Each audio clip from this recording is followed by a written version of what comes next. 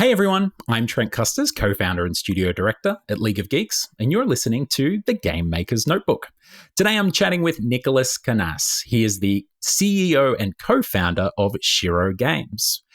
Nicolas is a triple threat, everybody. He is a programmer, a game director, and a CEO. He's founded two successful indie game studios, and he's been in the industry for over 2 decades. It's rare that we get a treat to sit down with someone so experienced across such a broad range of things and especially well regarded in each 3 of those areas. It starts off exceptionally different to a lot of them because Nicolas was programming at 10, apparently. So we talk about those early years getting into games, how he got into the industry, his founding of Motion Twin, which went on to develop Dead Cells, of course, which some of you may have heard of. We talk about him creating his own programming language, Haxe, during those years. Haxe, I'm sure some of you have heard of as well. Then, of course, we get on to his founding of Shiro Games with his co-founder, Sebastian Vidal. We talk about their games that led them to where they are now with Wartales. So we're talking about Evoland 1, which came about from a Ludum Dare game jam that Nicolas did in a couple of days. We talk about how they found their way at Evoland 2, the sequel, after cancelling a game in between there and the difficulties of that. We talk about their stop on the way with their incredibly successful survival RPG, Northgard. We talk about DLC as a platform for indie success. We talk about genre blends. This is something that you'll see throughout Shiro's history. They have these ambitious genre blends and across a number of their titles, so keep an ear out for that in the episode. And we even talk about developing an RTS with a low APM. Both of us confess to being terrible at StarCraft. Then Nicolas and I chat about Wartales, their open-world tactical RPG that, of course, we're here to talk about today. We talk about how a gripe with Skyrim led to essentially an RPG with no quests, or one that doesn't care if you're doing them or not, and focuses more on players developing their own stories with the system. We talk about the unique blend that there are 3 different perspectives of whether it's the tactical combat and the 1-to-1 ratio of that, or the overworld style world map, or the intimate dioramas that you're interacting with NPCs in, whether it be in the tavern or stopping a trader along the road, and how that gives Wartales a unique charm and how that came about. Then we wrap the episode talking about Shiro's publishing label, Shiro Unlimited. Nicolas even goes so far as to talk about the advocacy work that he does in the French region, giving us all a bit of a word of wisdom about our advocacy work that we can be doing for the industry and how important it is to advocate for both our culture and our industry with government bodies and those around us as studio heads. Like I said, you're in for a treat with this one, so I won't hold you up anymore. Without further ado, here's Nicolas Cannasse.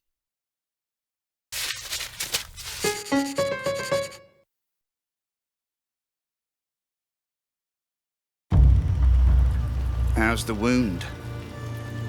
Stop bleeding at least, but we're out of bandages. Perfect. No bandages, no wine, and we're eating rats for the month. What was it again?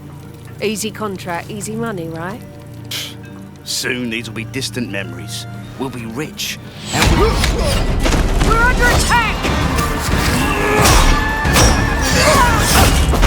We gotta go!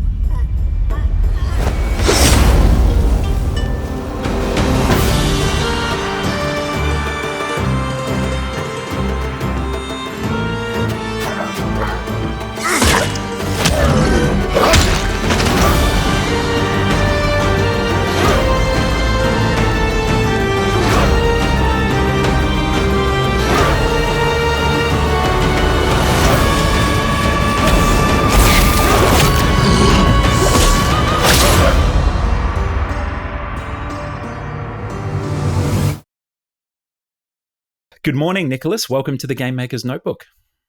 Morning, Trent. Morning for me, evening for you. Yes. Yes, evening. It's this is the second night in a row I've been doing this at night, and last night I was a little tongue-tied, so I made sure to get a good night's sleep. So I'm here ready, and you've got the best version of me for this podcast. I hope you know. I'm glad about it. Good. Hey, man, like we have something in common, which is that for the last decade or so, we've been working in the strategy, PC, and console genre, and also at similar scopes. I remember looking at what you were doing with Nordland, and then looking at Wartales, and really seeing the work that you're doing in the tactical RPG strategy space, the scale of your studio, and I was always like, Shiro is like us, except they're French and they're doing it better and with fewer people and more efficiently, it seems. So I've always looked up to you from afar in your studio and what you've achieved. And since then, you've gone on to found Shiro Unlimited, you're a publisher and everything. So all of this to say that we haven't even touched in your background before founding Shiro and everything with Sebastian. So I'm very, very excited to dive into this episode, to have you on and to share with the rest of our game development community your wonderful journey, of course, to talk to you about your recently released title, Wartales.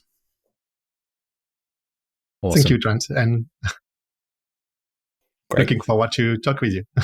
Hell yeah, man. All right, well, let's take it back to the start where we usually do, right? How we kick off this podcast is I want to know your earliest memory of video games. Now, I know you were programming from a young age, but I mean, when was the first time that, and the memory that I really want isn't just your first time you saw a video game or played a video game, but when was the first time that video games kind of set your brain on fire, or you think it was the moment that kind of put you on the path to where you are now? Oh, that's a good question. It's been a long time. Well, yeah, I started my first very memory of video games was, like the Game & Watch kind of parachutes, or this kind of small game. And I remember playing that in the car or something. But my more important one, like the one that matters a lot as a strong memory, is maybe the first Zelda, on the Nintendo.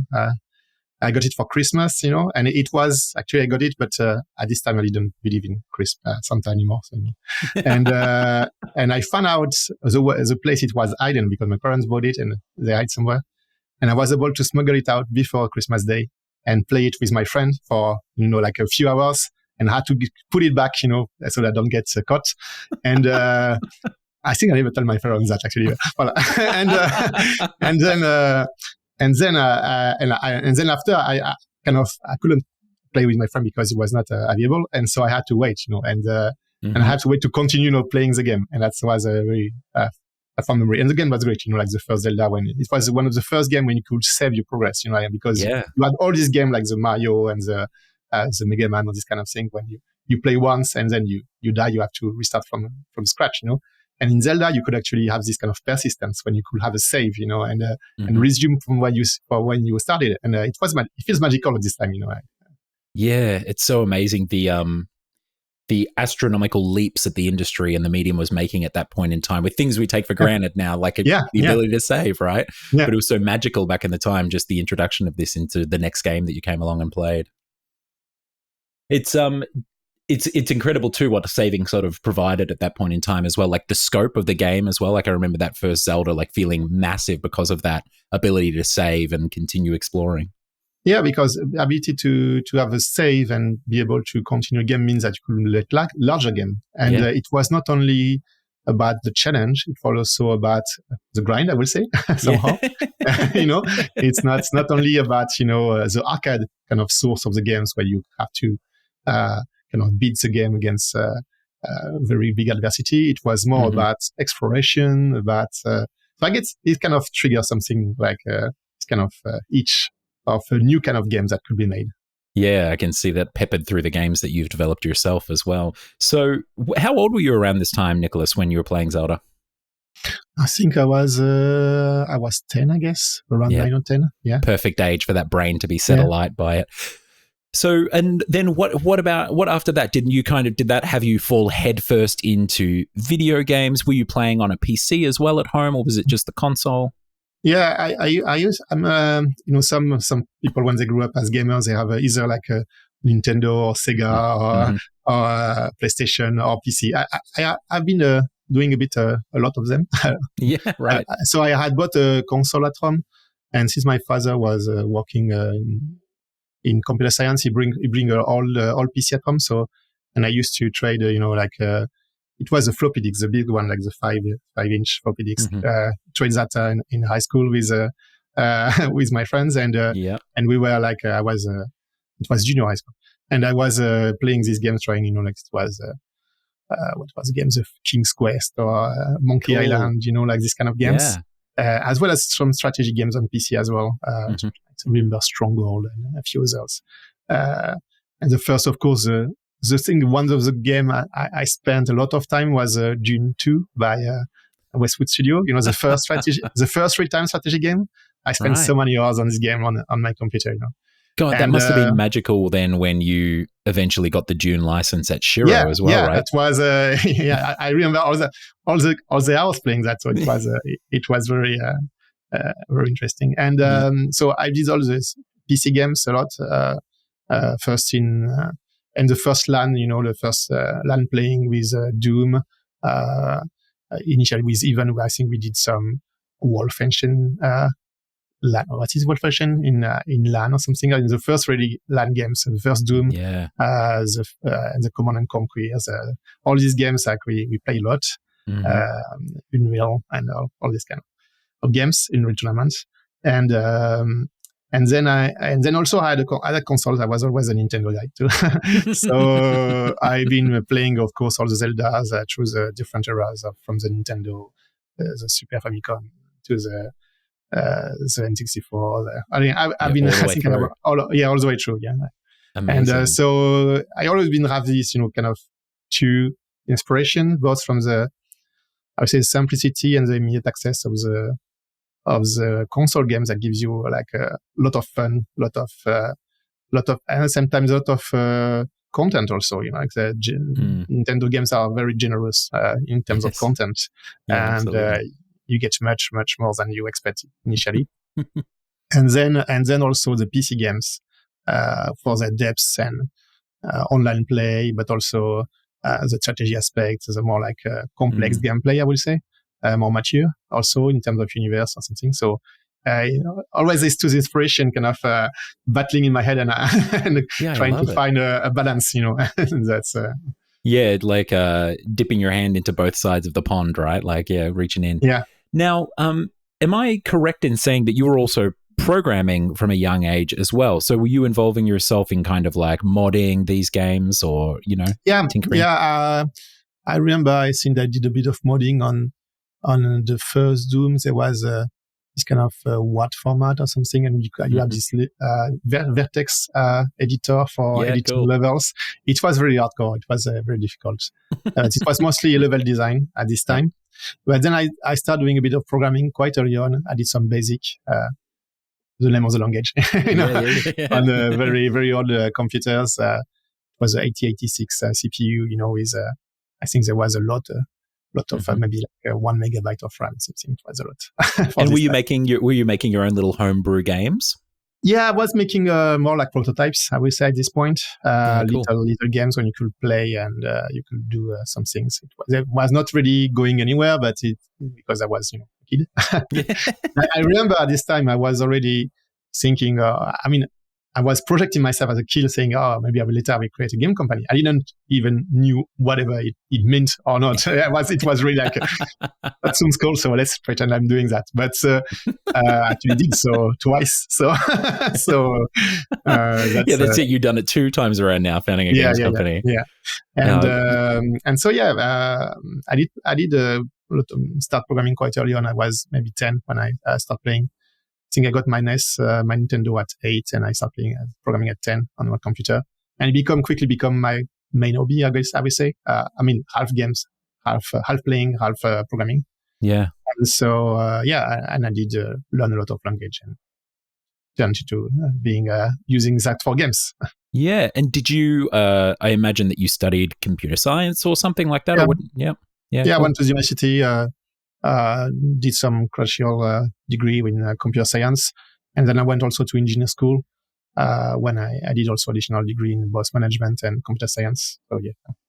Great. Amazing. So you had it sounds like from the age of 10 or whatever, even before you really knew about the industry and stuff, you knew that you wanted to make games. You know, we talked to a lot of people on this podcast who were like, I didn't even know that you could make games, you know, and I kind of fell into this, or I did an economics degree, or I did this, and now I've ended up here. But for you, it sounded like you were pretty set on this being your path.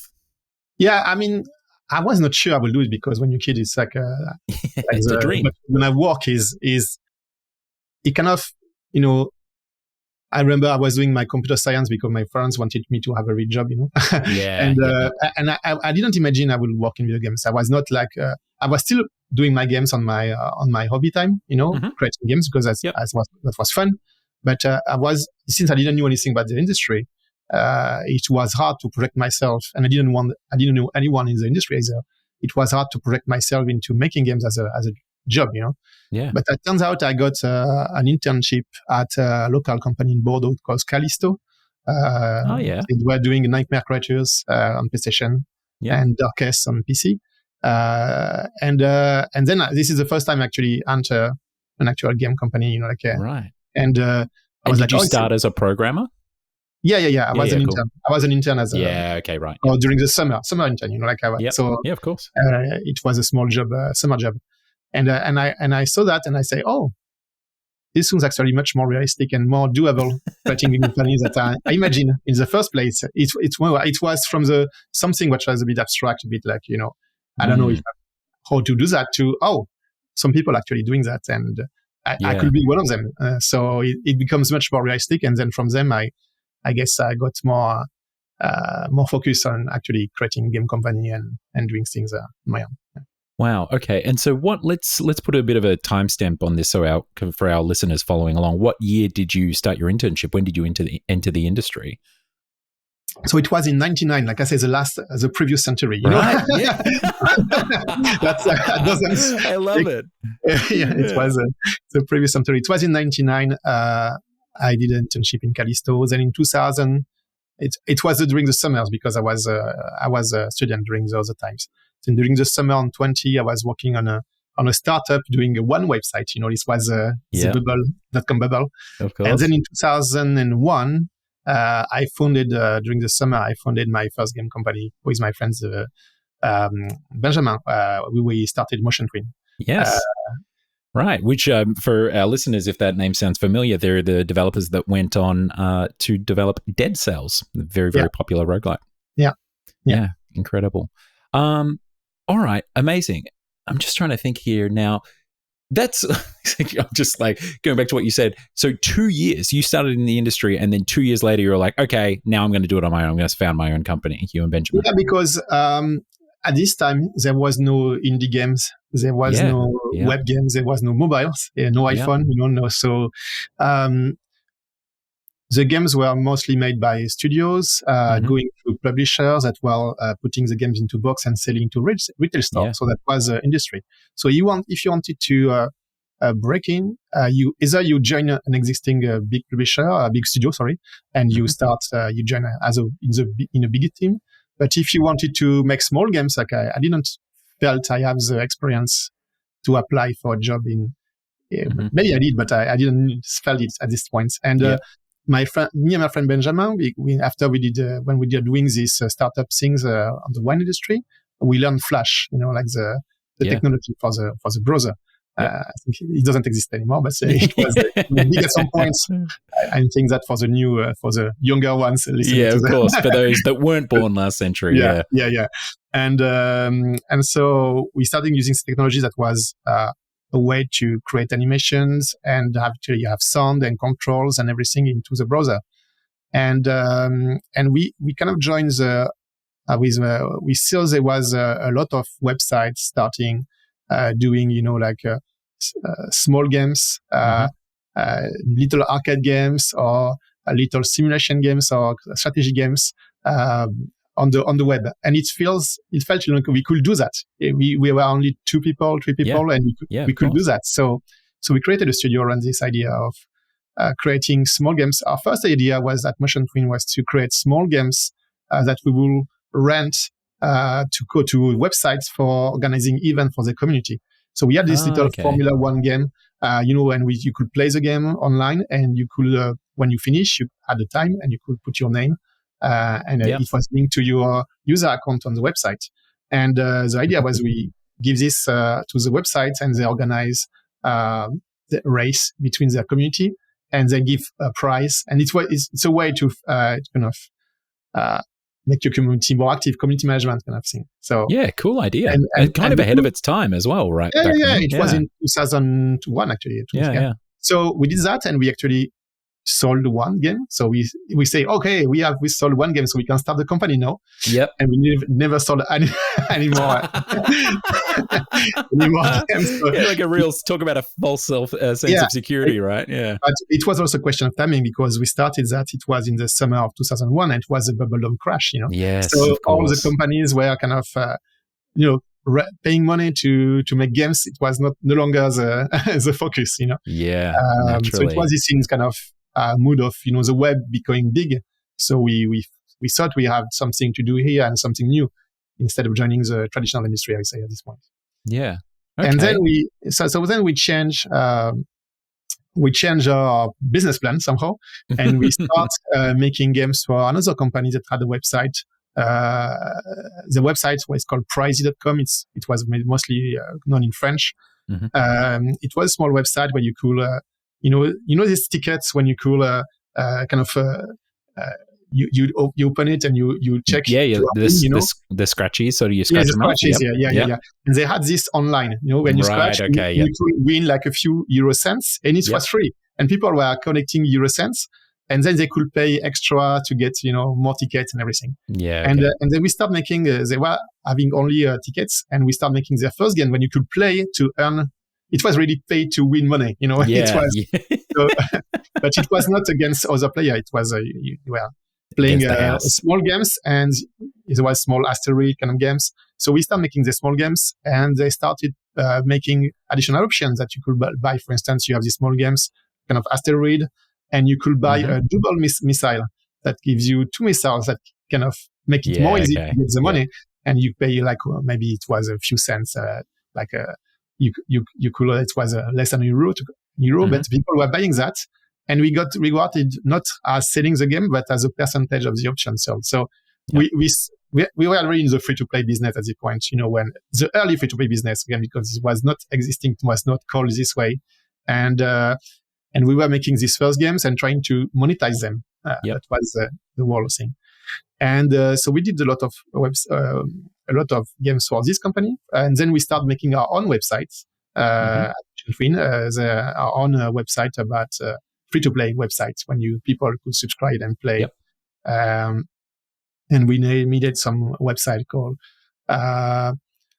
we had a lot of them, but the main ones at this point were Kado, which was a collection of a lot of mini games, arcade games, I would say, and a bit of puzzle games.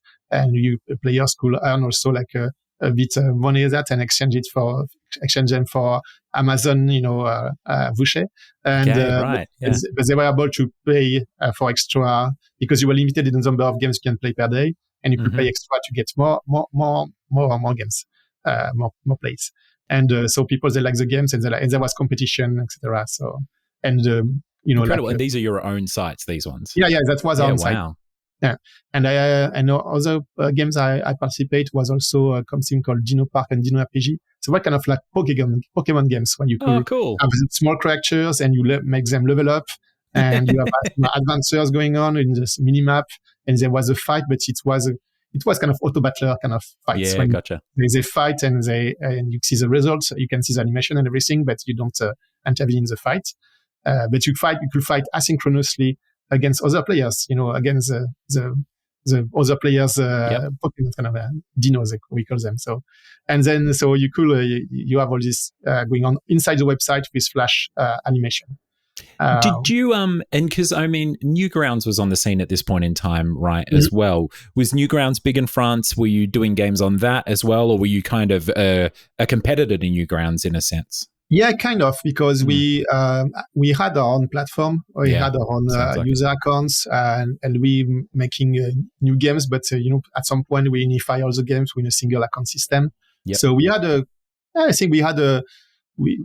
didn't make a lot of money, because I think at this point we also were very much focused on the French market, and we didn't got very big abroad. But we got a few things that got a bit of success. We did something called My Brute, which was a kind of viral thing at this time, when you could create a little character and fight it with other people, and you could send a link with your own URL. You have the name of your account inside the URL, and you could share it, and people, when they click it, you kind of gain XP by the people coming to you coming and say, so people were spamming the web with on the forums with all their links, and it exploded in terms of traffic, you know. Yeah, and of course. and so that was something.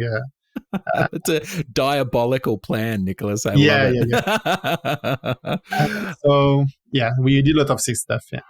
So there is something very interesting in your history as a game developer, and especially as a programmer, that I imagine we're approaching in regards to the timeline, which is Haxe. Mm. So tell our listeners a little bit about what Haxe is and how it came about. Yeah, so Haxe is a programming language that I designed and implemented most of it in the compiler and the tooling around it. And I started initially. We started doing Flash, you know, at Motion, and there was this programming language called ActionScript 1, which was basically like JavaScript. You know, it was a scripting language, and there was no typing. You know, the typing is when you create type to kind of make it more strong in terms of compilation and the programming checking. And they introduced at some point ActionScript 2, which was typing over the ActionScript 1, which was a bit similar what TypeScript is right now to JavaScript, but less complex. But there was the compiler for ActionScript 2 was very slow, and there was a lot of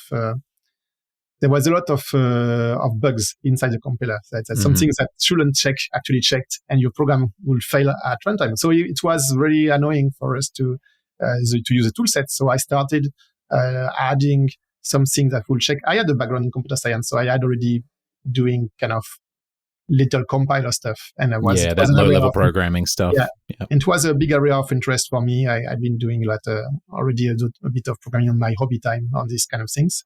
So I started doing tools to help us develop Flash, you know, like to make it faster, to make it stronger, to add a few features that were missing. For instance, the array types, which are a container when you can put values inside.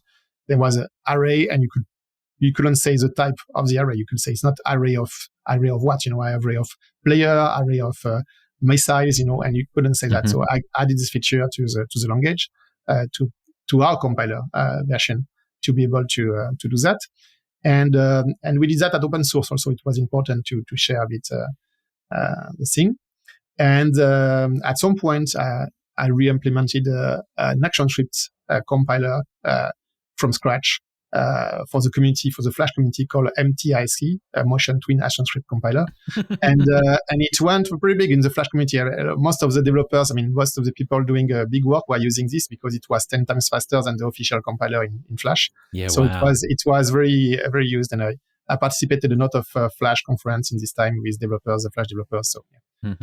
And but inside our Motion Twin, we didn't use much that. We use technology inside it, but we start using having this kind of a fork of the language with our own features and some things being a bit different. Then at some point, we wanted to do server-side programming because we are using the technology on the client side, you know, inside the browser in Flash. And there was a server side with a database, you know, and all the server things that record the data from the player and displays the website also, like all the web pages, because we had a lot of web pages. So a lot of things were happening. Maybe half the development was on the client side and half was on the server side. Interesting. And at this point, and then we decided to use the same technology on the server side. So I had developed a small virtual machine that we use it to together with the technology to run it on the server side. And so we had both same language on the client side and the server side. And we thought, it's nice. But it was developed iteratively, so a lot of small difference.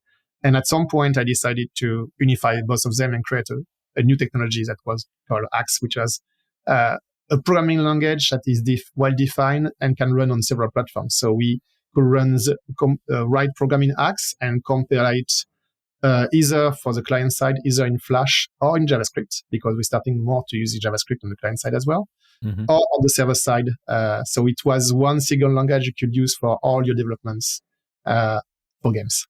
Wow, incredible. And you started using that. It sounds like you were already using that, but then you started rolling that out because it's open source, Haxe, right? Yeah. It was. So initially it was in-house technologies, and at some point we make it open source and run it as Haxe, and they make it available to other companies as well.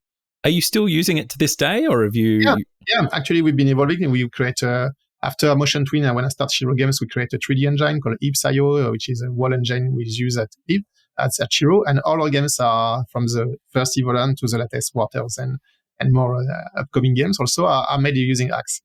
Wow, incredible, Nicolas. A few well-known games also are made using Haxe. Dead Cells is also made cool. using Right, Haxe. great, of course. And some games such as Papers, Please are made in Haxe. And there's a few of them also, like I think the Brawler, is a kind of Smash Bros. Games is also made in Haxe. There's a few games that have been made in Haxe technology. Not a lot of them because we are not Unity, of course, but there's a few games that are using that. Great, wow. And I imagine now it has a community around it being open source that supports it and maintains it. It's not just Shiro or Motion Twin that's carrying this thing forward. Yeah. We have Haxe Foundation, which is a small organization that manage and develop the compiler. There's a small community on Discord as well. We could do more. We could, of course, turn it into a full product when trying to go. But it hasn't been my focus in the past years. I've been using it as a tool and less as a product and trying to. So I've been more interested in creating games with it than actually spending time to convince people to use the technology, and that's maybe it shows. Yeah, well, that's what you created it for, right? I love it. So many people create these tools to make their games, and then they end up like serving the tools as a product, right? As opposed to just continuing to make their games with it and evolving it to make their games. So congratulations. And I mean, I think it's almost 20 years since it was 2005, Haxe? Yes, the first version was around this time. So yeah, it's been some time. The language is pretty mature right now in terms of language. We don't have so much features anymore because it's complete. You can use it for a lot of things. We work a lot on the tooling, on the compiler, on the virtual machine, on the debugger, on different tools around it. And a lot of time is spent on the engine, of course, right now as a Ipsaio engine at Shiro. This is mostly Shiro working on it, but a few people in the community also are using it. Yeah. And Ipsaio is our game engine when you can create games with Haxe and. Okay, so let's thank you for that amazing little Haxe history lesson. I really appreciate it. It's always been an element of your past, Nicolas. It's always been fascinating to me, so I'm glad to get the full story. Now, I'm interested. You've been at Motion Twin. You got these websites and making games, but at some point you decide to part ways and found Shiro. And I believe that was because you wanted to branch into PC and console games. Am I right in saying that? Yeah. There was two reasons for me to stop, quit Motion Twin and start Shiro. First reason that was Motion Twin is run as a cooperative. It's a co-op thing. Yep. It's interesting because you get to deal with a lot of discussion and you have to convince people. But I was a bit tired of this at some point. Particularly to be able to do a bit my own thing and at least with less people involved and be able to decide things and still have a culture open and like manage a team on a daily basis, have something quite horizontal, with transparency and discussion. But at the same time, for the important decision regarding the company future, be able to decide and move forward quite quickly. And that was one of the reasons, was a bit of frustration on this side. And our second reason was also because I was a bit, I think I'd been doing at the time about 10 years of free-to-play games. And there was this emerging games coming from, as the first indie games, what we call indie games now, but back then it was the first game that were published on Xbella for the Xbox Live Arcade, or the first games, actually, small games making it to Steam. Steam was not open when we started Shiro. It was not, you couldn't put your game on Steam like this. So we started Shiro, with this in mind, saying, okay, we will do more like traditional, I would say, games like PC or console games. Yep. It's an interesting time because I think there are a lot of people in the industry. I mean, Lord knows I was one. I founded a studio, came from another studio in 2011, and I founded League of Geeks because it was an incredible time to be watching what was happening as the industry, because so many of us that had worked in it. I mean, you already had your own company and you were looking at it from another angle, but I remember those of us who were employed at studios, especially in leadership roles and have been there for some time, there really wasn't an option unless you went and did the style of development that you were doing, like browser online games or something like that, you just couldn't, like you say, Steam was a walled garden. You couldn't get in at a particular point. Yeah. XBLA, we've spoken about on the podcast many times. You needed a publisher to publish on any of the consoles. So XBLA, XNA and Steam and everything just blew it wide open for those, like you say, traditional games. So I totally relate to, because it was literally me as well, that pull that you would have felt towards the industry. And how did you find your feet pretty fast? Did you have a game idea that you knew you wanted, or tell me about those first few months or whatever of Shiro? Oh yeah, that's quite interesting story here. So actually, we had a game in mind with Sebastian, which was my co-founder. So we met at the time I was looking to leaving Motion Twin, and he was coming from publishing with NCSoft. He was on the co-founder of NCSoft Europe. He was importing and developing on all the NCSoft games, big game demos in Europe, because there was already Korea, which was the developers and the home, and there was America, and they started the Europe distribution. Yep. And me, I was coming more for development and technical. So we joined and we started the Shiro. And we had an idea for our first game, but turns out a bit before we started Shiro, during the August of 2013, I guess. Since it's 2013. What is 2012? Yeah. During the summer, August of 2012, I knew I was sometimes doing game jams, and there was one I like a lot, which was Lung Dare, which is a 48 hours game jam when you have to do in solo your own game on a team, and the team was Evolution. So I kind of created a small game when you had to play adventure, kind of a Zelda, the first Zelda, like top down.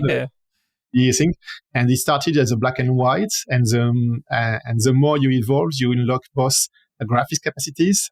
So capacities evolve, and also the game evolves. You unlock the sound, you unlock the monsters, you unlock the save system and everything. So it was a kind of a replay of my experience with video games. Like all the growing up, and it was called Evoland, and it won. And so I put the game on the. I had 2 days to code it, make the sound, the graphics, everything. And I'm not a very good graphics guy, So, and I put it online, and I went to sleep because I know after 2 days I was a bit tired. You're about and that. The next morning, and I remember I put it on my Dropbox, because it was Dropbox, you put your files on it, and it was easy at this time. And the next morning I wake up and my Dropbox was done because too many people accessed the game, and I was out of quota, out of space, Right, data. okay, yeah. And so I moved it somewhere else, and turns out it had a buzz into the article. There was a lot of people playing it, and we got 100,000 people playing the game. So we are, and I turned out I won the first place on the Rundare as well. So awesome. Yeah. It was the first time I was very happy. Yeah, I didn't know that about Evo. I know of Evoland, but I didn't know it started as a Ludum Dare game, let alone that you'd won. That's really cool. Yeah. And so when we met with Sebastian the following week, I was like, okay, maybe I did this game in 2 hours and it's buzzing right now. In 2 days, and it's buzzing right now. Maybe we should make a more commercial version of it, and maybe try to sell it directly, because there was again no Steam available at this time. And so we thought about it, and we said, okay, let's try. And we thought, okay, you did that in 2 days, maybe in 2 months we can do something. But turns out we took 4 months and a half to do that with a small team of 4. And during the time we were making the commercial, so the full version of the game that went out on Steam, Steam launched something called Steam Greenlight. I don't know if you remember it. I remember. Yeah, it was a way to showcase your game. You could put your game on some platform, on some website, subscribe, and you were getting votes from the community, from the Steam community, and the Greenlight games, the ones that were selected by the community, were able to be released on Steam directly. So it was before they opened and so we went through this, and we also got approved by the community quite quickly. So we were able to release on Steam. And at this time, I remember clearly because, when there was a new game section, it was not the trendy new, it was the new games. All the new games were here. And when you enter here, you stay there 1 week. Yeah. more than 1 week. Crazy, isn't it? It's crazy right now. When you compare to the number of games that get being released, right now, if you get there, you're already happy, But here, you are staying, and all the people coming on Steam were seeing your games as a new game for a full week. So basically, everyone on the platform were able to see this game was being released on Steam. Which was a pretty nice situation. Huge, to be. Yeah, it's a great situation to be in. in terms of marketing, free marketing, I would say. Yeah, and so we released the game, and we sold a few 100,000 copies. I think we passed a few million now, and so it was great for us as a quick start for a new company. Yeah, of course. Yeah, get some cash in the bank and a ship product. Yeah, amazing. Yeah. And then I imagine, was Evoland just like Evoland 2, I should say, was that a very obvious fast follow? Did you have a bunch of ideas that you wanted to roll out? Actually, no, because we didn't. When we finished Evoland, we were like, we've done everything we can with the license, with the game. So we turned to the next game. We turned out to be the game we were thinking about doing before doing Evoland. Okay. So, it was a game we worked maybe, I guess, about 8 to 10 months on this with the whole team, and we were able to recruit a few people. Yeah. And at some point, we tried to start to make a trailer for this and to announce a game. And when making the trailer, we realized we didn't have a game. That was, we had some part of games, and it was looking nice and everything, but we had no idea what to go next, because we were developing with ideas, Sebastian and me, with different ideas, trying to find a common ground or something. And not that we didn't get along, we were on board, but there was no backbone on the game. It was just a sum of ideas coming together and not coming into a proper game. Yeah, there wasn't like a cohesive vision or a through line in the game. Yeah, exactly. Yeah. And that was, so at this point, we had to make a very hard decision for a young studio such as us, which is to kill the game. And that's incredible for a Yeah. Now, here's a question for you. Had you, obviously it's at a completely different scale, but were you throwing out games when you were back at Motion Twin and you were making all of those smaller browser games? Were you killing games left and right, or it kind of didn't matter because they were so small? Like, had you had experience killing a game before? I wish we did in Motion Twin, but turns out, we were working with small teams, and I saw some games that were dragging for a long time, and there was no, dynamic on making the game, and it was dragging, and when they released, usually they didn't perform well because there were games that didn't have enough. So I don't know how the je ne sais quoi, right? Like special something, Right, like the reason you make this game, And so I saw this game dragging and big reason and not making things. So I had past experience, not killing games, but seeing the games that don't feel right, And then I felt this when it was this game called Until Dark, it was the name. And we were like, with Sebastian, we discussed it, and we were like, do you have a new way to kind of pivot the game into something else? We tried different ideas. We talked to the team. But at some point, we were like, okay, you know what? We're going to do Evoland 2. It's much better. Since after this month, we had a few ideas of what to do Evoland 2. We wanted to do something differently. And we're like, actually, this is what we want to do.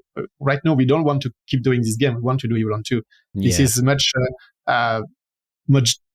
we can see a better game being made with this way than we're continuing what we're doing right now. So, Right. So it wasn't so much sitting there with this game that wasn't quite working and making a hard decision with that on its own in isolation. It was actually the promise of Evoland 2 being, so much more promising as a prospect for the studio. Both of them together, because you have to be careful because the things you don't know are always, the problems you don't know are always things better than the problems that you know.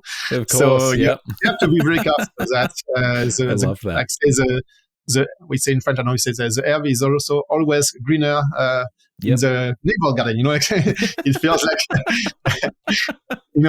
So we wanted to, we had the problem with this game, and we felt we are not moving forward, so we had to do that. But I think if we didn't have Evoland 2, maybe we would have keep trying because we didn't have a plan B.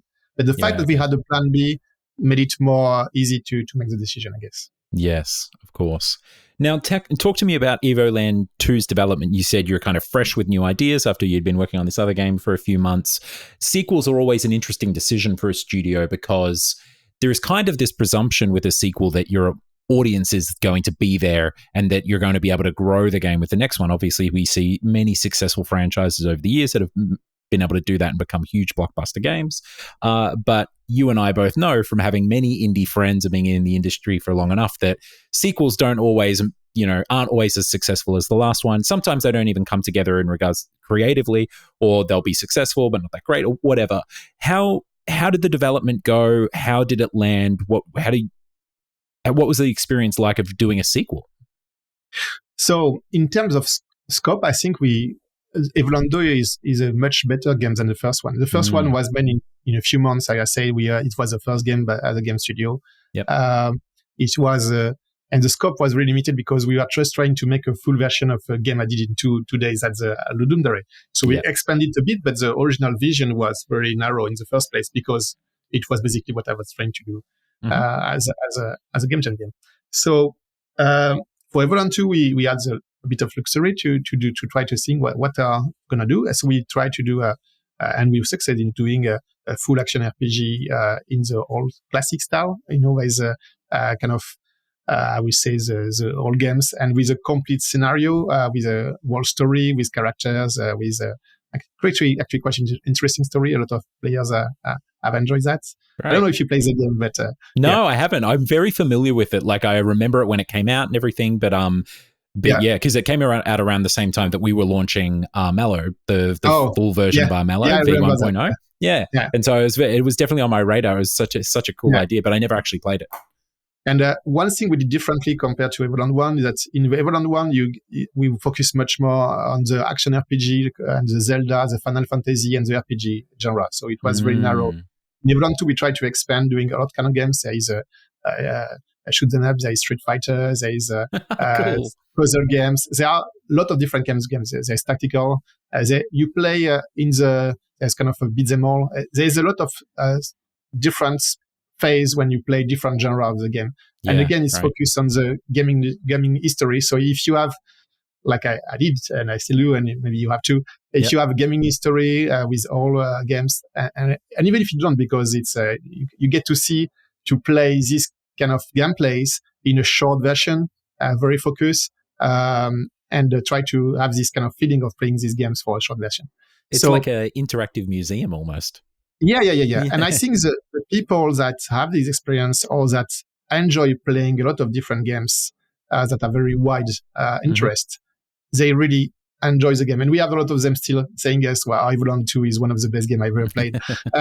Hell yeah. We had that sometimes, and it's nice to hear. But we got also a lot of people saying, what the fuck, I'm stuck to this shoot 'em up thing that I hate it, And there was this backslash from people not getting exactly what they expected for in the single genre. Yes, of course. Yeah. And also, like you say, maybe one of the things we could have done differently is not calling it Evoland 2 and making our own a game on its own. Right. Because people felt that they had to play the first one, or maybe they felt that there's a connection between the two, because there is you have chess that you unlock features as you go, and you have different graphic styles. You have 2D and you have black and white, you have 3D, and but they are in different eras. There's a past, which is black and white Game Boy style with there's a present, there's a second past with this small NES, then there's a SNES with big sprites, and then the 3D. So there's 4 different graphic style, but there are 4 different eras in the game, and you travel through time between the eras, like in Chrono Trigger, cool. So we had this world story and the whole world building, which was a very interesting thing to do. And I think we deliver a very good game here. But in terms of commercial success, it was not as good as Evoland 1. Compared to the time we spent, especially because it took much more time to do. So when we released initially, it was a bit of a kind of, we're happy with the game, but it was not as well received as we wanted it to be. I guess it's what's happened to a lot of indie games. Yeah, of course. Yeah, exactly. But, it just happened to us. All right. And so then you come off the back of Evoland 2. I imagine the studio is still, it's at least making enough money. You got enough money from Evoland 1 that you start developing Northgard. And this is the one that I really sort of remember put you on the map in a big, well, actually not Evoland put you on the map, but this seemed like your sort of first big breakout success, Northgard. Yeah. So yeah. And tell me a little bit about how Northgard came about, because it's quite a pivot in genre and tone and everything like that. And then the success that you kind of had with that there. Yeah. So after finishing Evoland 2, I wanted to start our next game, and we were personally I was a bit tired with action RPG, like pixel art and everything. And I saw there was some games that were performing very well on Steam, and I think they still do, like all the city builders, kind of city material. There was one in particular that read my attention called Banished. I know it, yeah. And there was a kind of more like dark team, like not so like it was a bit bleak, wasn't it? Yeah, a bit bleak, yes. A bit bleak, and is more moody, also like and we wanted to do that, but we also I played a lot of games on PC, so I guess Evoland shows a lot my inspiration from consoles, like all these games. Yeah, of course, yeah. Consoles. And I had this itch also to do something about CC, like about the games I've been playing, the Warcraft, the Civilization, these kind of games. So, but I wanted to do something adding a bit of survival aspect, which was, everything was about survival this time. And so we did this game, which was RTS, so like the control of RTS, but much more high level. It was not designed. I remember one of the key things we wanted to do, and I think we managed to do that. Doesn't have to be APM based, because I was not so good at space as StarCraft. I was getting my me too, man. I wasn't good at StarCraft either. Yeah, and I hated it for that, because I wanted to play the game. I think I'm not a bad strategist, but I can't follow up, with the Twitch gameplay as well. Yeah, all the action, that's because it looks like a strategy game, but it's actually an action game, because you very much so. The action skills for that. So we tried to do a game when, it doesn't matter if you had high IPM or not, if you could manage a lot of things. So, and for this, we made some decisions, like to have, and I get some things of Civilization, like the territory control, which was interesting. I feel in the field a lot of ownership, exploration, so you couldn't rush. So you have to explore things, tiles, dividing the world into tiles, and having a less emphasis on the units and the fight, and more on the strategy itself. Yeah, and having some survival elements such as the food. You have to survive the winter. You can have enemies attacking you, even if you had like the PvE attacking you. So you have to deal with this. And we wanted to do something less PvP and more PvE. At first, actually, it was a single player game, and it was supposed to be only single player. And then at some point, we found out that we didn't have a winning condition, because you were playing the game and developing your long, and then we're like, either we had like 100 hours of content and more buildings as you go, and then it's more like a civilization when you build something, from scratch, or we focus on something smaller when you have one game which takes a few hours, and then we have to have a win or lose condition. Yes, of course. And so this is when we experimented with adding other like bots, but AI players that were you were fighting against with different winning conditions. It could be military, could be like the fame, which are a point system, or different kind of victory conditions, like in Civilization, but in shorter form. And it turned out to work very well. So at this point, we had other players, but played by the AI, working against you. Yeah. And we thought, let's replace these players with other players, and we get multiplayer. And that's what we did. Yeah. Great. In the end. Amazing. And I mean, the game was phenomenally successful. I was looking at it the other day. It's got like 50,000 reviews or something I found on Steam. We sold more than 4 million units worldwide, wow. I guess, on the different platforms. Yeah. Incredible. And another thing about the game that I think is, something that jumps out at you immediately is it's strikingly beautiful. It has and I think before this was kind of like, done to death by many people or whatever, but it has a real little charm to it. Almost has like a World of Warcraft style aesthetic to it. That's really quite charming. The autumn forests and it's just so quaint and beautiful to exist in that game. Yeah, we had a small team. I think Northgard was made by the 7 people team. It's so frustrating, Nicolas. You're so effective. That's incredible. Wow. Over 1 year and a half. Yeah, that was I think 18 months to deliver from the initial prototype to the game release in early access. Congratulations! What an achievement! Get an extra year of early access after that, and then in the year. And the game we've been updating it for almost 7-8 years now. I think. Yeah, you're still going, right? You're still updating it. We are releasing a new DLC like in a few weeks or something. That's so amazing. Yeah, congratulations. What is your cadence for updates? Do you have like a set cadence that the community sort of knows, or do you just try to roll things out like every couple of months there's something new? We try to give visibility to the community by in the early year we put a roadmap and we update along the year. Usually we had 2 to 3 DLC per year and a few also free extensions. So we alternate between free extensions, free content, and also DLCs. And so far we've been doing work as a team. And it's funny that because in the team right now on Northgard is still a small team. And I think there's only one single person that was there from the start, But at some point he left and he come back. So there was an evolution of the team among the years. Yeah, it really can. The teams on these titles, we were the same with Armello after supporting it for 7 years or something like that. It's kind of like Theseus's ship, right? Like it's all just every part is replaced. Like you're cycling people in, they learn the code base, they learn the game, and then folks move on. And you turn around at one point. Yeah. And for game design, it's nice also to have people with new ideas coming in. Yes, of course. Great point. Seeing the game in a new to be able to create new things, you need people with fresh mind. That's also I love it. And I mean, you've practiced the exact same, and this is what I mean when I say we're watching from afar with admiration and, and a sense of kinship from League of Geeks.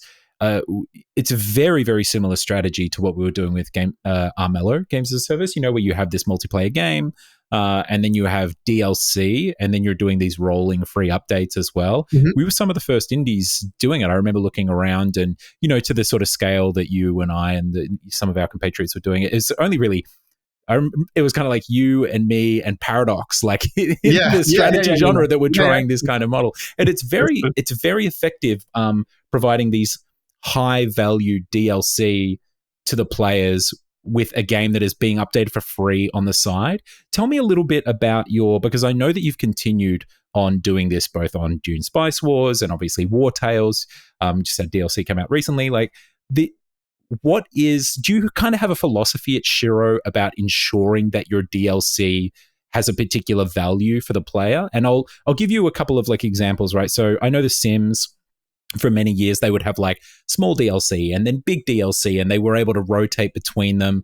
We found at Armello that delivering DLC that had 4 heroes in it for $10 was a huge amount of value, and the attachment rate that we got out of that was crazy. It was really, really high. Do you have any kind of metrics that you use over there to ensure that the content you're giving to your players is rich and valuable and you're getting that attachment rate that you need on DLC? Yeah, I mean, that's an interesting question. For Northgard, we didn't thought much about it. We found out that what we had for DLC were new clans. So basically, you choose your clan in Northgard, you have different clans, and each clan has its own specific technologies in the skill tree, and they have also like different units, additional units, warships that have special abilities, etc. Mm-hmm. And so we when you release a new clan, it's a significant work and a few months of work, and so we release clans and clans and clans. And at some point, I think the only time we didn't do that, we released a campaign extension. But then out it used a lot of time for us, and it performed well. I guess we are also game designers. I mean, a lot of us we are good at the design, and it's a different kind of work doing game design for a new clan or doing campaign DLC. It's a different kind of balance. And we thought about some point of having it kind of two teams working in parallel, one working on the content, like more scenario content for kind of single players, and one working on new clans, can be both for single players and multiplayer. Yeah. And but we thought it would be a nightmare to manage, and we didn't went through this idea. So for Northgard, I think we were pretty much set on from the start on doing new clans. For Wartales, for instance, it is a bit more complex because we can do a lot of different things, different formats for the game. So we try different things. So far, we come to Wartales later, but we try doing several kind of DLC. We have a big DLC, but it takes a lot of time to build, to make, which is a full region, a full new region with a new scenario, new units. And sometimes you can increase your level. You have a lot of content. So it takes a lot of time to design and to build. Yep. So we could do this twice per year, two big time per year with our current team. But we thought that we wanted also to have some breathing time to do something different, especially for the community to have more updates. So right now we have some free updates, call it community updates that work on the quality of life, adding a few features, adding a few content here and there. And then we have DLCs, 2 small DLC and 1 big one. And the 2 small, we try different things. So we tried having a tavern when you have your own tavern that you can run and design and you can manage. So cool. So we thought it was a compelling idea. And it turned out it was a bit hard to make, but it was really appreciated by the player. Yeah. And then last year we did another DLC, which was focused on the fights. So we had several fighting areas in the game where you have very specific fights and they were quite complex and you have to make a specific build to win them. And the players didn't like it. Because either they were, I guess very short maybe explanation is that the players, they were either like they were really focused on the fight and they were able to win them easily, and they found out there was not enough content, so for the time they spent versus the money they paid, or they were not too much working on the fight and they find them too difficult. So it's really hard. So interesting. So right now we're experimenting with next DLCs, because the Beast. Mid release, but we experimenting with smaller regions. So still regions with small scenario, but at a smaller scale. So try to do things in different. And we are coming back since the next DLC will be about we call Thieves, which are you manage a castle basically. So it's again it's a bit of management and strategy but in very cool. Different setting. Yeah, that's awesome, man. So let's I really appreciate that insight into DLC because it's something that indies talk a lot about, and there really is, once you crack it, like I said, you and I have discovered with the games that we've developed and published ourselves, it really is incredible. I think I don't know if I mentioned it on the podcast before, but our DLC for us when we were doing Armello, by year 2 of Armello, the DLC was making more than the base game. And for, a self-publishing indie, that's huge, Yeah. I mean, for us, I wouldn't say that the one DLC is making more than a game, but it's more like because with the time goes by, you have to discount your game more to get more sales. And at some point, of course, the 2 lines cross when the DLC kind of overrides the game value in terms of, because you have more DLCs.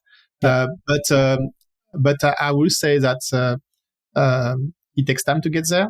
And but it's a way as a total to keep at least a flat line or maybe increase a bit and have that, keep your revenue over a long time. So when you have but you need, I guess, enough players, active players. Yeah. Because if you lose your active players, they don't play, so it really depends the kind of games.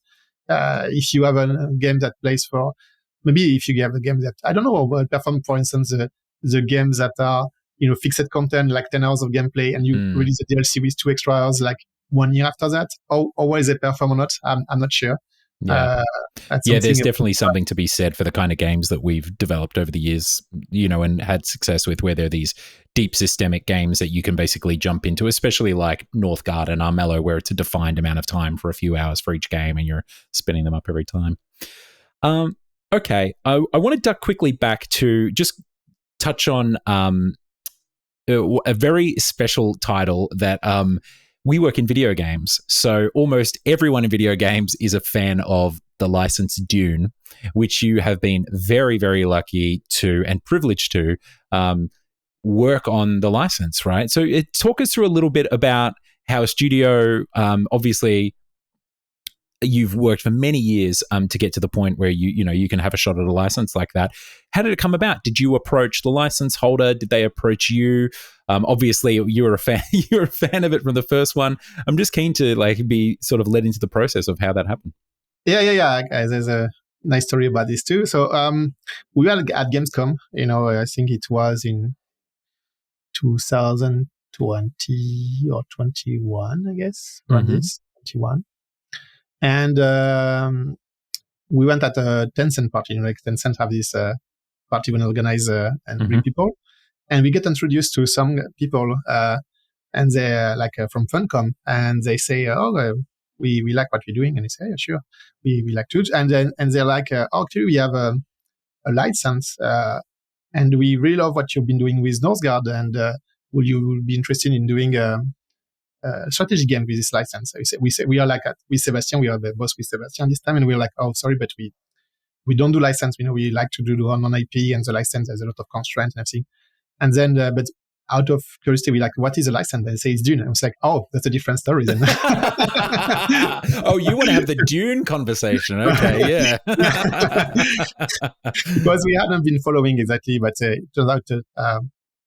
Funcom had the license for Dune for the whole games, and so we were approached because there's a CEO, Lucy. He really enjoy Northgard, and so he was like, okay, there would be a good studio for making a Dune game. So turned out we did it. Yeah, we great. We tried it, and from the start, I think the follow-up, maybe I'm anticipating the next question, but from the start, I think the difficulty was okay, we know these games that been made in the 90s or early 2000s, and we know they are not good now, because the time marches on. Yeah, and there's a lot of I have a lot of fond memories of playing hours and hours of Dune 2, and but if I try to replay it, and it doesn't work well, and it's no longer what people. The formula has expired somehow, I would say. Yes. Some games you can keep playing them for years. There's some games you play them that were made 20 years ago, and you play them. It's like, oh, that's a good game. I could play this again today. Maybe the controls are a bit clunky. Maybe. But the graphics, of course, are not shiny. But you could play them and enjoy it. And there's some games that there's been so much evolution in the genre that they are not replayable, enjoyable anymore, because you get a much better games right now for easy genre. And so we discussed with the team and Sebastian, and we decided to try to do something which was more, because Dune, the license, the universe, always been about political, about betrayal, about maneuver, it's very Machiavellian, isn't it? Yeah. And so we thought it is better than doing a classical RTS. Let's do a 4X on this. Yeah, cool. But we didn't want to kind of destroy the roots of the RTS genre. So we decided to make a 4X RTS, which is basically a 4X that gets to play in a few hours. And that was a difficult challenge, because I think there's almost very few or none on this genre. So we had to invent different things. Yeah. It's an incredible game. I remember diving into it at the time, because when it released as well, we were developing Solium Infernum. So it was really interesting to us, because we're taking this game from 2009 that is, it's not really a 4X, it's more of a digital board game, but it gets compared to a 4X a lot of the time. But it's heavily focused on espionage and politics and these Machiavellian tactics as gameplay. And to see you, again, it's that kind of the sister studio sort of thing coming through again, where it's like seeing you then step into the arena and deliver Dune Spice Wars that...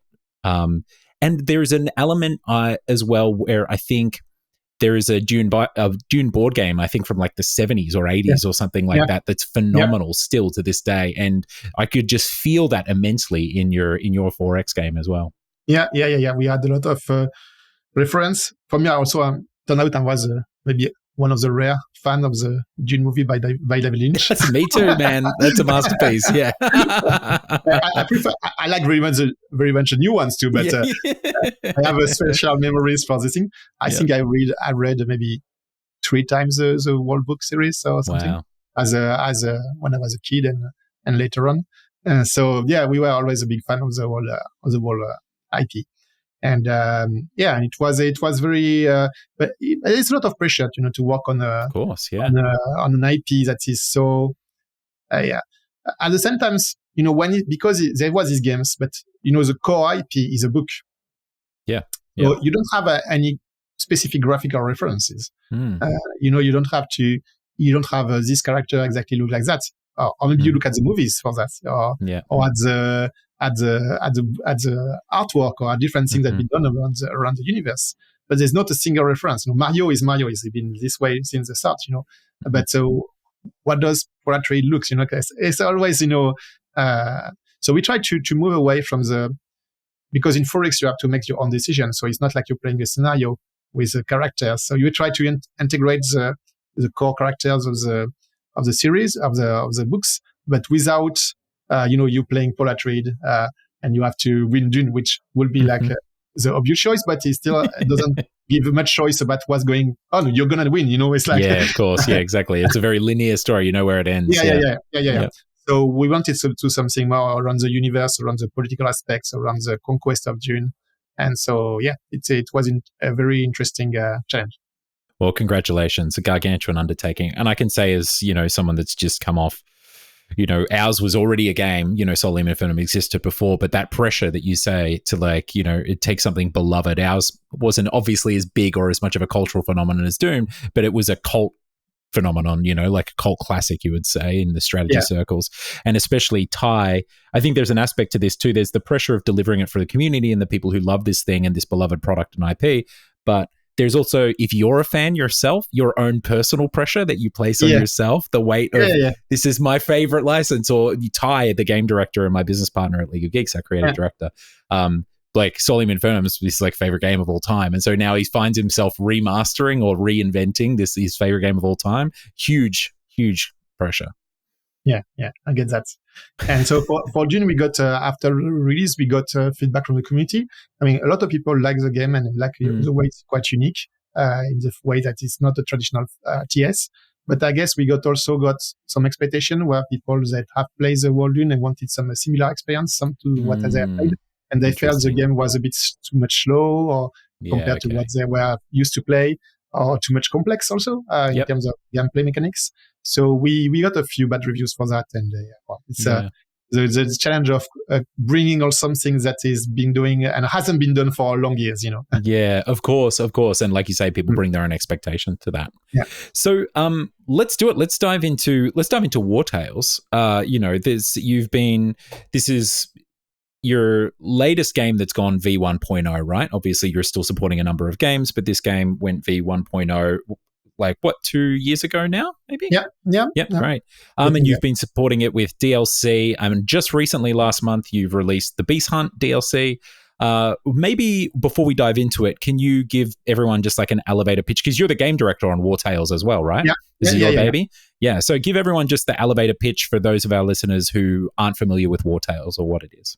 Yeah. So Wartales is a tactical RPG in an open world. So you are in the charge of a group of mercenaries that you can hire, equip, raise, I guess, and you have to heal them. You have to walk around in a world that is I would say low medieval, but with a bit of fantastical elements, but a slight little bit.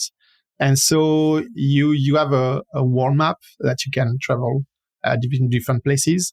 And when you enter a fight, you get into a tactical fight, turn-based, against other a group of units that roam in the world. Yeah. And it's great.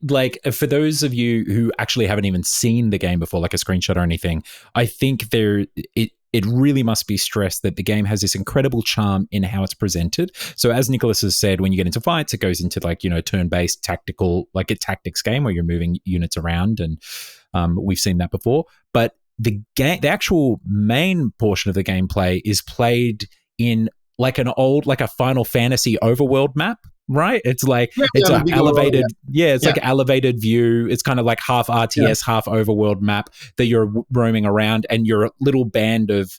It's not just one character and then everyone else is in a menu or heads on the top of the screen. You're actually moving your party around. And how big can your mercenary band get to? You can have quite a few people, right? Yeah, I think some people there. I mean, it depends how much you can manage, but there is no hard limit. Maybe, do we have a limit? I'm not sure we have the limit. So you can I did not know that. You can have 30 or 40 people in your party. Yeah, so that is crazy. I actually had no idea. You have to take a lot of time playing the fights. Yeah, and there's a third view that is also interesting. So there's a fight view, which is a close-up view with a tactical fight. There's a wall map view, where you say when you travel around in the big world, and then there's what we call how do you call it exactly? You're talking like the diorama view? Diorama view, yeah, that's it. Diorama view, where you get a close-up on some buildings. So you enter a city and you get a close-up on some buildings, a tavern, for instance, where you see the inside of the tavern and you can talk to characters, interact, open a chest or something. But I would say click.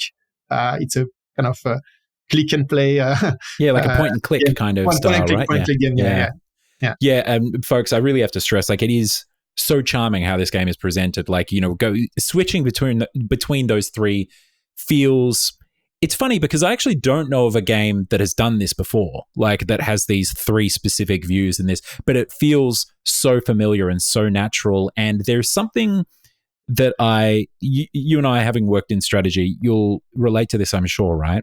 Video games are abstracted by their very nature, right? The concepts that we have are abstracted because we can't present them as real life. Most of them, obviously, there are some that are quite one-to-one. But especially working in strategy, the example I always use when I'm talking about this, and I reference Armello, is when you move your character around Armello, it's a 200-foot rabbit standing in a village, on a hex tile. But our brains, there's this kind of abstraction and projection and this dance that we do with the player as game developers, where we say, this is a representation of what's going on. You do the rest in your head, just like you would with a book. Obviously, we're taking a lot further. And your game Wartales just does that so brilliantly and so naturally between those three elements, between the very visceral one-to-one in regards to scale tactics fights, and even you've got the kill cam animations and everything that are really cool. But then these beautiful dioramas that you're going in and out of. I was just playing it before we jumped onto the podcast.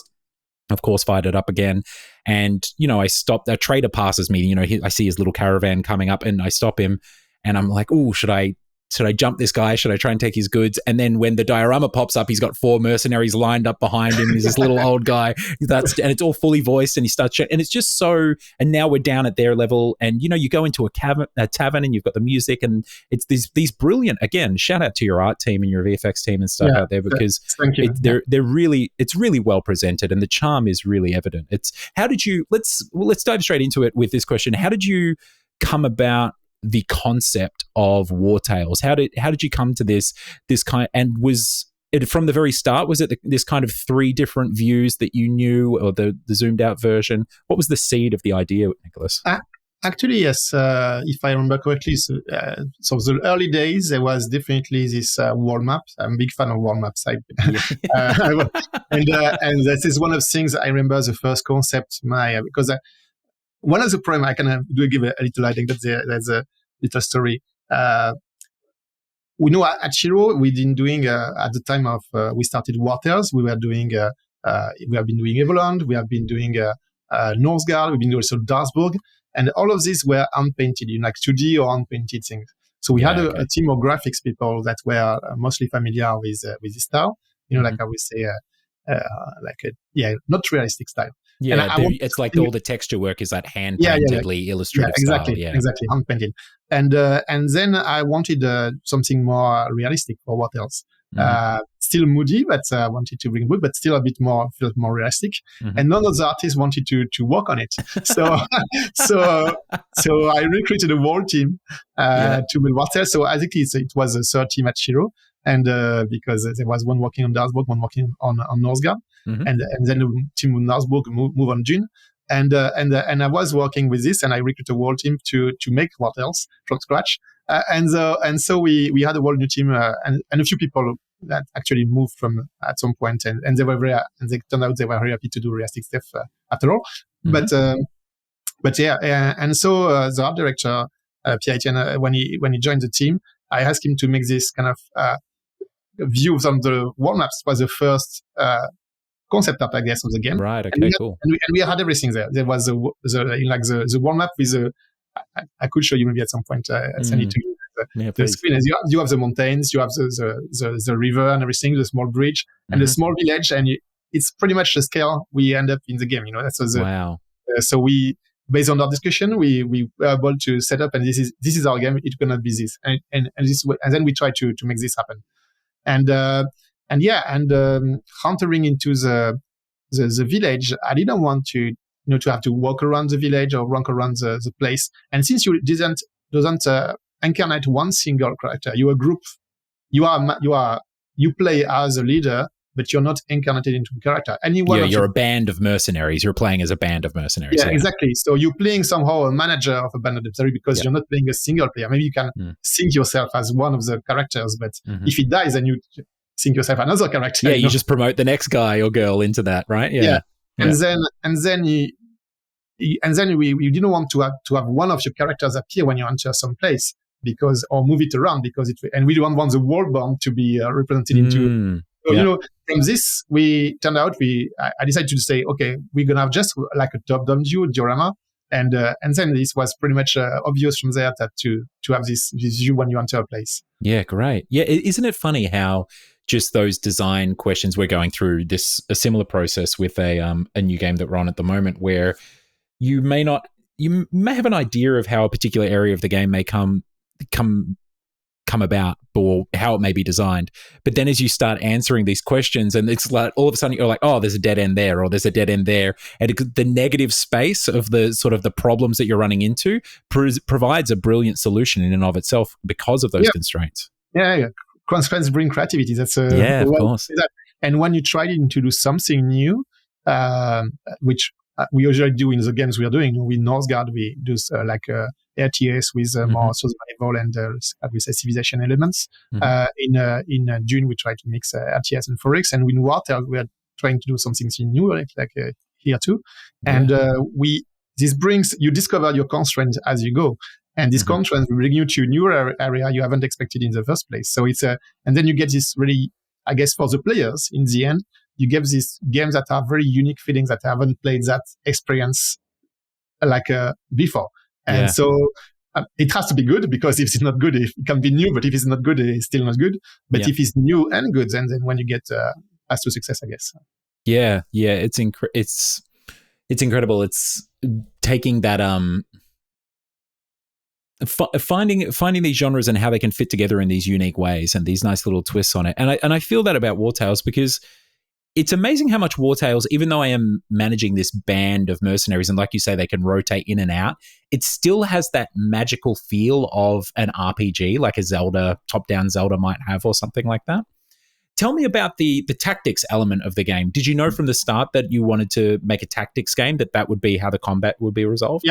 Yeah, because one of the games that I had a few inspiration for the Wartales, I guess the oldest one is Stronghold, a game I was playing. It was based on a Dungeon & Dragon license in the days. And also I had played a bit of Warband. What was the name again? Bannerlord. No, before Bannerlord, it was Bannerlord, right? Okay. Yeah. And the original one. And I didn't like the real-time combat, because I want to manage. I'm a lord. I want to, I recruit, and I want to, when the combat comes, I don't want to be a big mess when people are fighting around. I felt this way. I felt like I was not in control, and I couldn't really do something good in the fight. So that was my experience as a player. It's a great game, and a lot of people like it. But Mountain Blade, right? Yeah, Mountain Blade, yeah. And then I wanted to say, okay, I want things to be. You want to be part of the fight and be able to deal with what happens with fights. And so we try to do tactics. And one of the key things I wanted to do was wanted to be easy and not too much time consuming, because tactics can be very time consuming. I've been playing with them like the Fire Emblem or the Final Fantasy Tactics, especially on the console side, but also PC, and it takes hours and hours to play this game. So we wanted something to which is very easy. And one of the choices we made, is that the AI should be a bit predictable, in the sense that if you make an AI that is very smart, then you can't guess what the next move it will make. And then you have to, but if we can guess, then you can actually play, and you can actually decide it much more easily what action to make, because you expect him to do this way. And then it becomes more smooth experience and less chess, kind of less experience. If you see what I mean. And that's a choice. Less of a zero-sum game, Yeah, exactly. And that's a decision we made quite early, to have, I would say, not a dumb, but a quite an idea that an AI that is able to be a bit predictive. You can learn the way it works and learn kind of decision you make. There's still a bit of random, so you don't. It can't be 100% sure, and sometimes you have, he did that, I didn't expect him to do that. You get bad surprise. But in terms of the case, you're like, okay, if I'm in this situation and I'm do this, I'm pretty sure I'm gonna do that in this situation. So you can solve the tactical aspects. And actually, if you need the difficulty, we can put strong guys against you. It doesn't have to be, easy because of predictability. There are other levers other than just like smarts or intelligence for the or what would we say, less predictability doesn't need to be a difficulty modifier. Yeah, exactly. And also you can also have new units with different skills and different things happening, passives or that get triggered by different conditions. And then you have to learn that. You still have to learn that, how to react to this or to deal with this specific skills. And then this is a learning curve already. And so tell me, because I'll be honest, I haven't reached it. I've put in some time into Wartales, but I haven't seen the end of the game or seen really what the end game is. But did you have a vision from the start about what the kind of purpose of the game was, what the sort of the end goal was for a player? Actually, I would say yes and no. Yes, because we didn't want it to have one. I always been, I'm a big fan of Skyrim. And one thing I didn't like about Skyrim was the main quest, because I wanted to be able to do. I could feel I could do a lot of things in this world, travel around, and I encounter some guys and I start on a mission and everything. But I always have this kind of main quest kind of calling me and saying, okay, you need to kill that dragon or do something. I know. And it's like, I felt like I wasn't free, because the main quest was preventing me from being free in this world. And for Wartales, I wanted to say, okay, there's no main quest. You are not a hero or anything in the game. You don't have and even in the scenario, in the things you do, you won't be able to change much anything in the world. You can make some choices and it have consequences but not big things. You're not a hero that will change the world or save the world or something. The world, and it plays into that low medieval thing that you're talking about as well. Like the world is bigger than you, it kicks you around. Exactly. You were mentioning 30, 40 people, bands of mercenaries. I can't imagine that, because I lose 4 to 5 people every time I get into combat. Like they're dying left and right. So it is one of the things that you first notice when you get into the game, is this absence of a main quest. You're like, I guess I'm just kind of, I'm just existing in this place. And so there was 2 guidelines for me they were quite early on in the game. First is that you're not a hero, but second was you get to play the game the way you want to. So we get a lot of options for difficulty. If you lose too much people in the fight, you can lower the difficulty anytime you want. For the fight, especially, you can change the difficulty for the fight or for the survival aspect. For instance, you still want to handle the food and the kind of things, or the other way, you want to have fight being hard but the management aspect being low. So you have different kind of difficulties you can adjust, and so basically it's your game. You're the hero. It's your story. We wanted the players to be able to tell their own story about the things they do in the game. So we provide a lot of things that can emergent game in terms of emergent gameplay that people can relate to, and that's what people love about the game.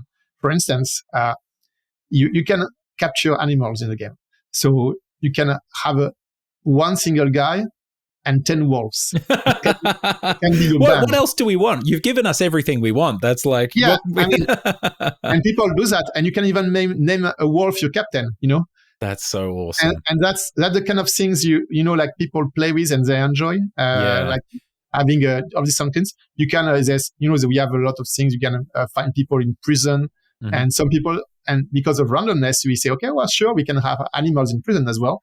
Yep. So some people recruited an alcoholic wolf into his team, and from a prison that was in prison for something, and he put him into and making the captain in his team. And this kind of story that comes from the different rules on the gameplay that we are able.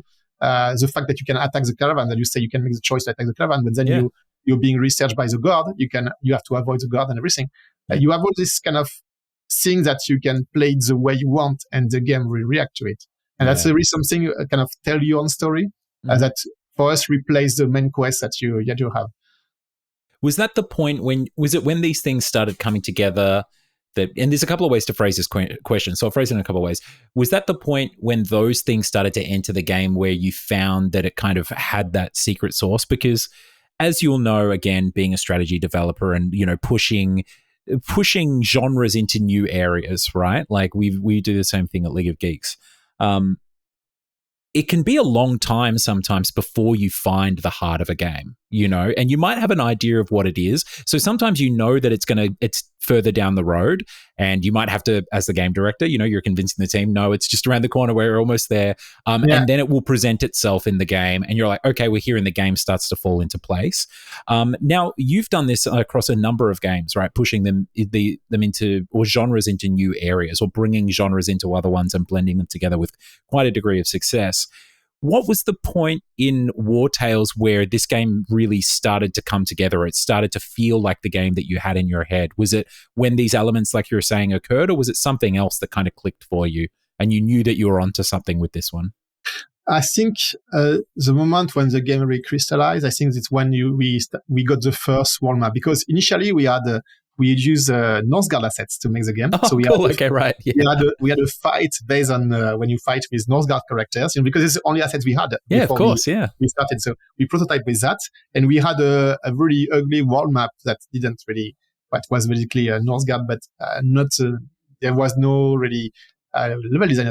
And when the first time we integrated the actual world map, it was still not as beautiful as it is in the final version, but it was rough, but still. I could see it, and you could walk around in the world map. I was like, this is the vision that I had when I wanted to make this game. Yeah. I walk around my troop, I enter a fight, I fight people. And there is a few points of interest with diorama that I can interact. Yeah. And with this, we're going to be able to tell stories. And actually, for the emergent aspect, like I was saying, we had a very long list of things we wanted to do, about things you could do. You could, one of the things we imagined, we said, or you could create your own religion in the game and make adepts in the world, and they will pay money for you. These kind of things, and you could hire your way in this way. And we had the different big ideas about things you could do in the world. Turns out we didn't implement much, but maybe we didn't need to implement all of them, or maybe there will be DLCs. I don't know. Religion DLC coming your way. But maybe we will just we wanted to give all this, the animal things. For instance, we start having the animals, and they're like, oh sure, let's capture them, and then we're like, oh, they're on the team. Okay, then suddenly we say, okay, everything that applies to the people in your team can also apply to them, to the animals. Yeah. I think we have these things also called confessions. It's when when you rest your team, sometimes you have a little dialogue going on. Yep. And we say, oh, what is the pair is an animal? What does the animal say? So the guy will have to talk to the animal, and I mean that's all those things. Yeah.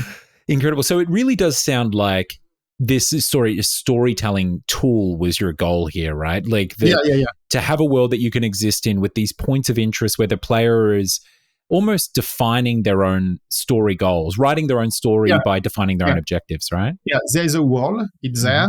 There's a scenarios, I guess, are like a little quests that you find. They aren't really quests in the traditional sense, but they are more like you enter a building, some guy is saying something, and you can rate something, and you can advance things. And you decide to accept the quest, or you don't have to do them. It's not like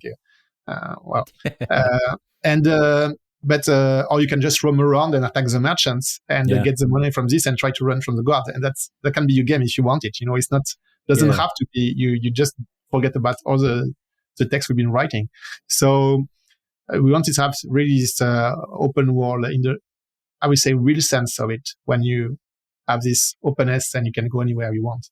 The game is refreshingly chill about whether you're doing quests or not, like it's not, you've really achieved what you set out to in regards to, I know the feeling you're talking about when you're playing an Elder Scrolls game. I'm playing Oblivion Remastered at the moment, for the, I don't know, the third time or something like that since the original one came out.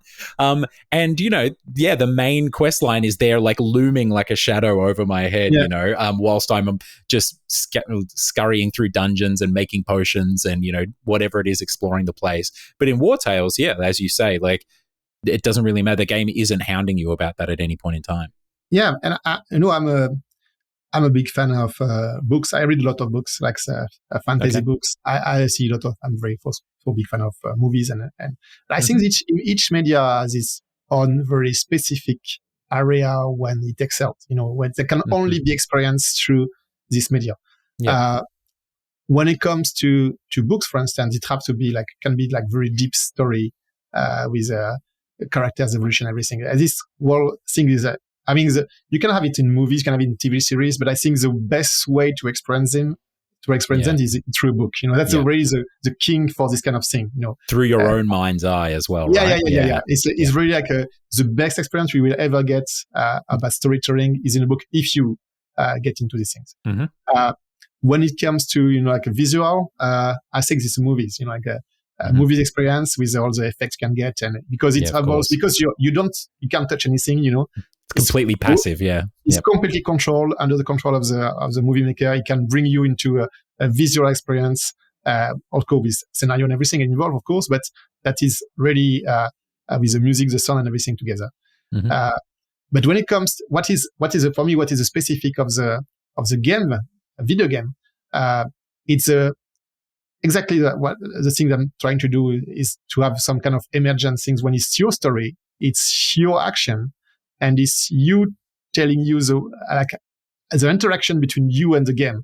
So you don't follow like a main quest or something like this. Something you can experiment freely, and it's not a lot of games that are trying to achieve that.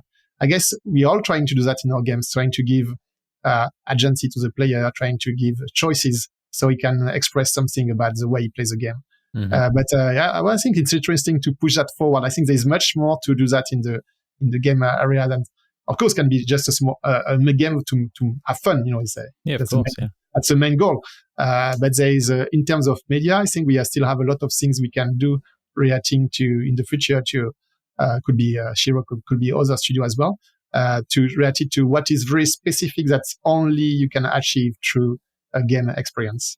Yeah, absolutely. In the way that the game, when a player reaches into a game and touches the game, how does the game touch them back? How does it react to them? How does Yeah.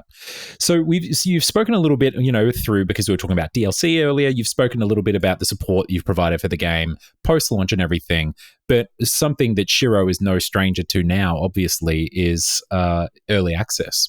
You've had a lot of success with early access over the years. This game was in early access for almost 18 months, I believe, as well. So talk to me a little bit about the game's evolution through early access, what early access means to you as a studio, and why you found yourself returning to it time and time again. And correct me if I'm wrong, but it seems like you've got a little bit of a formula here as well that you've worked up over the years.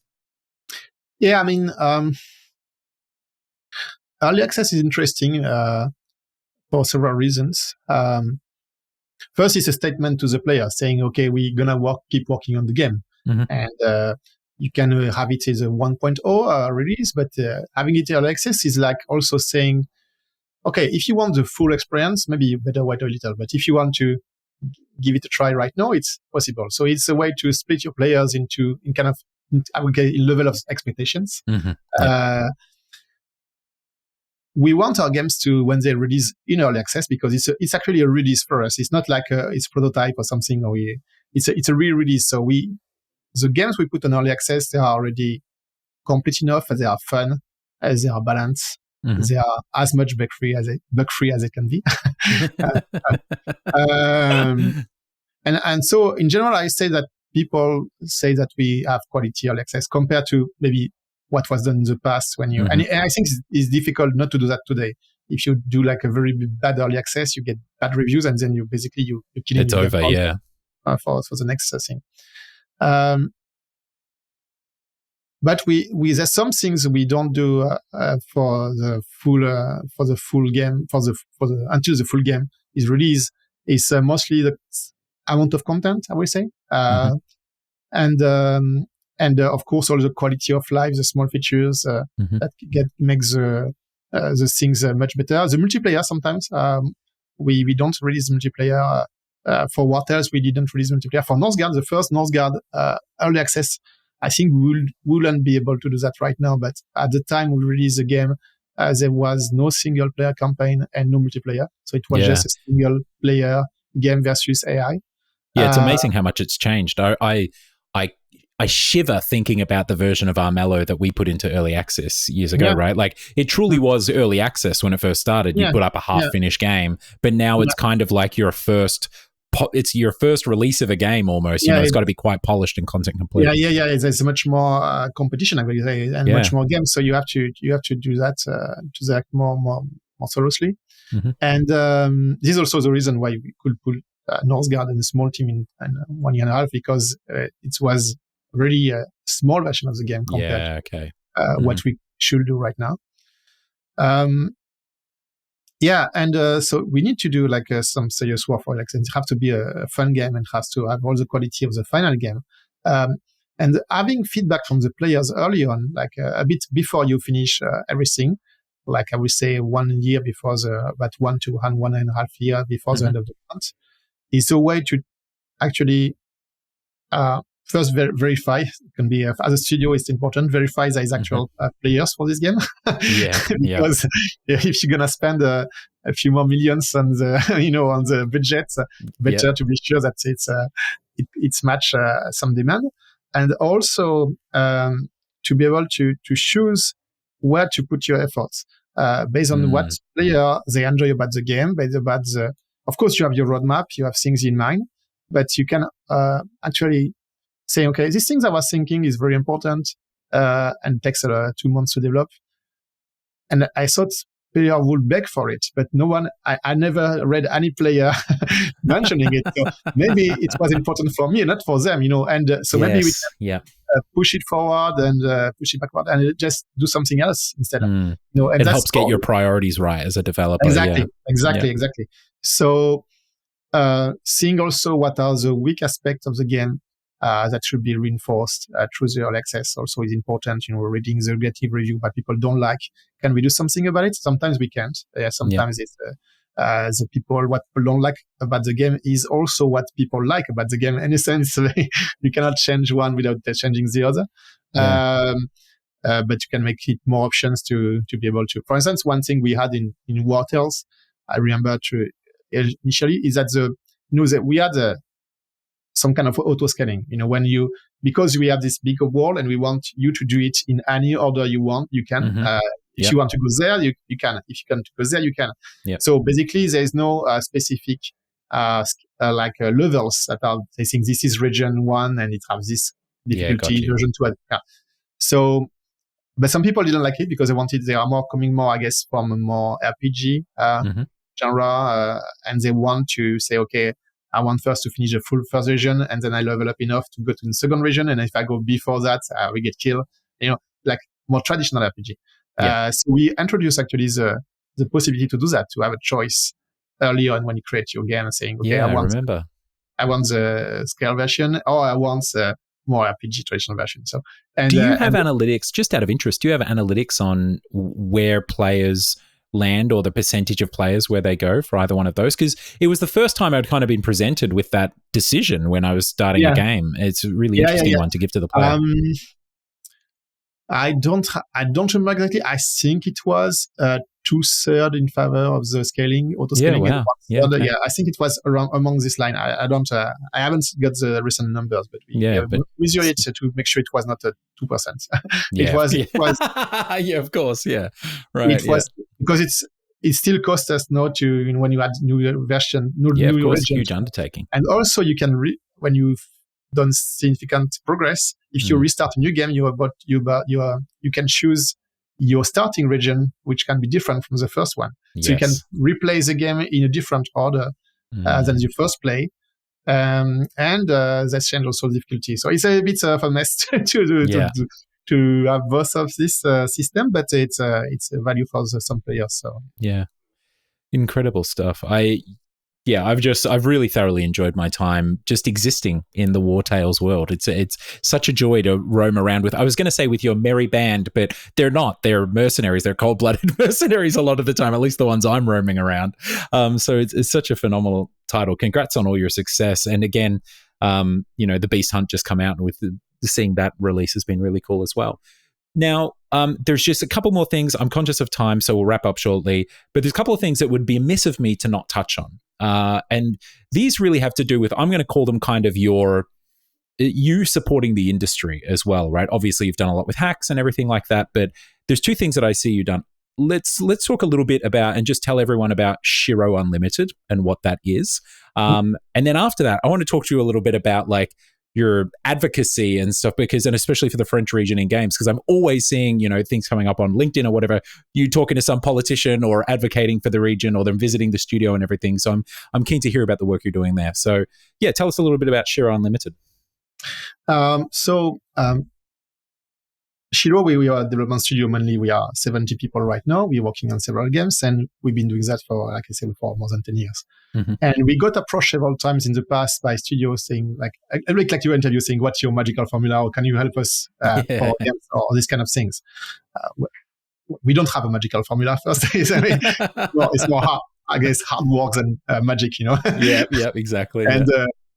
But we initially used to say, okay, so we are focusing on our own games, but we have a publishing team at Shiro, because we are self-publishing our games.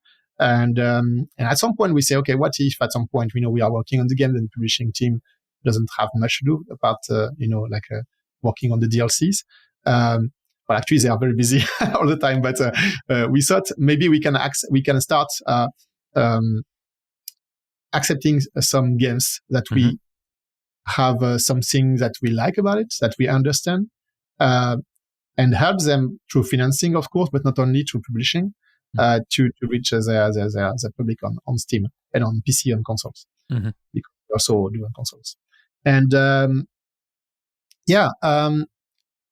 it's always difficult because it's not our game. So we don't want to, because we are a game studio, so we have a lot of ideas about the game we are presenting. Yep. But we don't want to cross the border, and start telling them what to do, because it's not what the relationship should be. Yes. So we have a relationship which is publisher to studio, which is quite classical in terms of milestones, release, and etc., and discussion about the positioning of the game or the strategic of communication. Mm-hmm. But we also, since we are also a studio, we are also able to help when they have difficulties.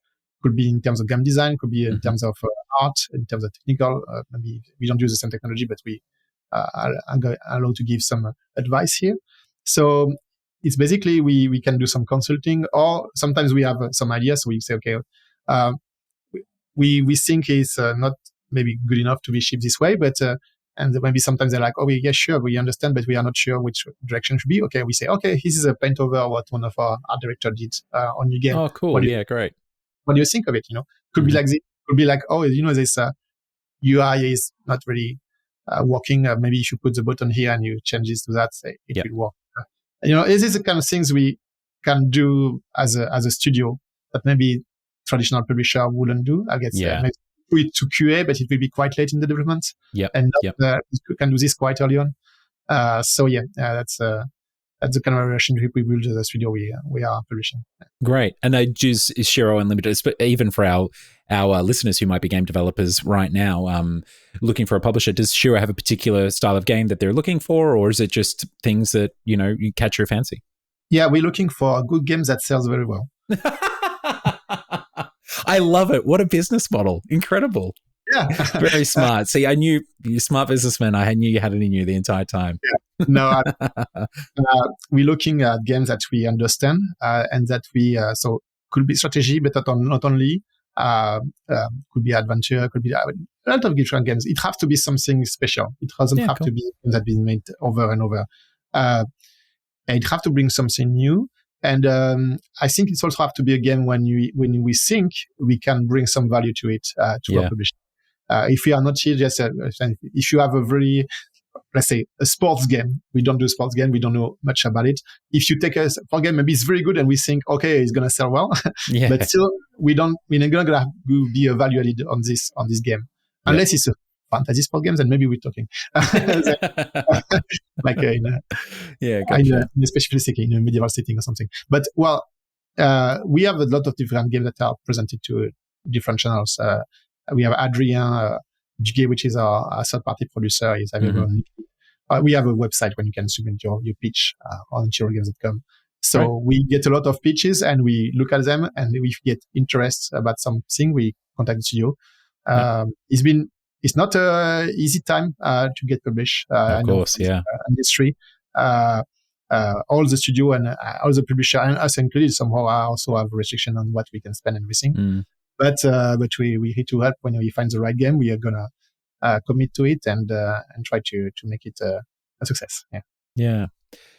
All right. Now, Shiro has been around, as we've spoken about, since 2012. But even before that, you'd founded Motion Twin. Both of these studios now, Motion Twin and Shiro, are not just crown jewels of like the French games industry, but also the Bordeaux region.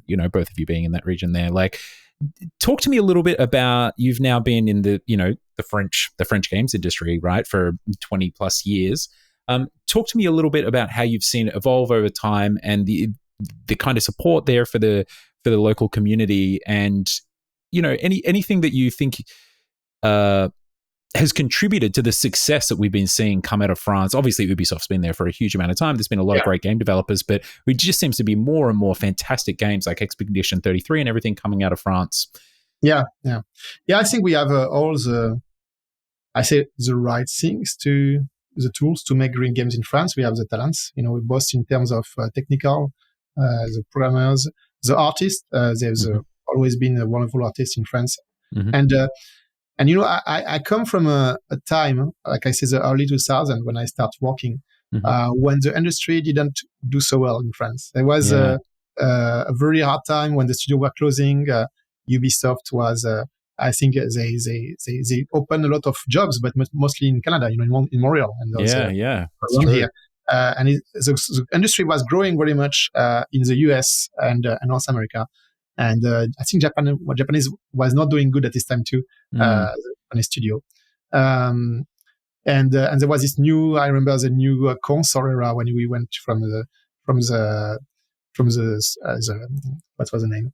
The Wii. Yeah, the Wii was a lot of small games churn out. And then at some point, the next generation coming in, it's more expensive to make games. And so studios start closing, and there's less. But the indie games revolution, I would say, it's a really revolution when you get first direct access to market, change a lot of things. The ability for the studio to develop, to publish their own games was really great. And in France, we saw a lot of studio emerging. And I was early on I was not active in the terms of founding member, but I was really following and helping as much as I can as SNGV, which is our national syndicate for video games industry in France. That allows us to have a talk, with a politician and with at the French level. Oh, like a consultation kind of thing? Yeah. To have like a lobby. It's called a lobby, Gotcha. Yeah. It's an official lobby to represent the studios, the industry, to the position. There used to be one, but it's only the big studio like Nintendo, Electronic Arts, or like the very big studios. And so this is more about the local industry. The SNGV is the second one, and more about the local industry, the local studios operating in France. And we were able to get some good things, such as we are able to get a 30% rebates on our investment in new games in terms of taxes. So it's which is quite similar to what there is in other country, but we've got it in Australia. So what the fact there was not in France before was hurting the industry. And now it's there. We can see grow again. Mm-hmm. And I've been involved also in local area in Bordeaux and also a bit. We organized an event called Horizons at some point with our local community. We try to, as Shiro, we try to share, sending up people of our teams to an event called Game Camp, which is a small GDC, a French GDC. Yeah, great. There's but I think more than 1,000 or 2,000 people are going there. So it's quite a big event. And for the French ecosystem. Yep. Maybe more actually. I don't know. I don't have the numbers in mind. So I try to participate in this, talking to studio, trying the experience and structuring the industry. It's really important, I think, to have active studios working on new games, but also like sharing with other studios as well. So yeah, absolutely. And I think as well, when you talk about France having all the ingredients, like in regards to the talent and everything. But I think when we see regions do particularly well, it's when they have all the rungs of the ecosystem as well. You know, you have your big AAA studios, you have your little solo, scrappy, trashy indie zinesters, and then you have your like AAA indie studios, and even your cultural institutions, like where people get together and come together to celebrate games, whether it be at the local museum or it be a collective that's putting on events or whatever it might be.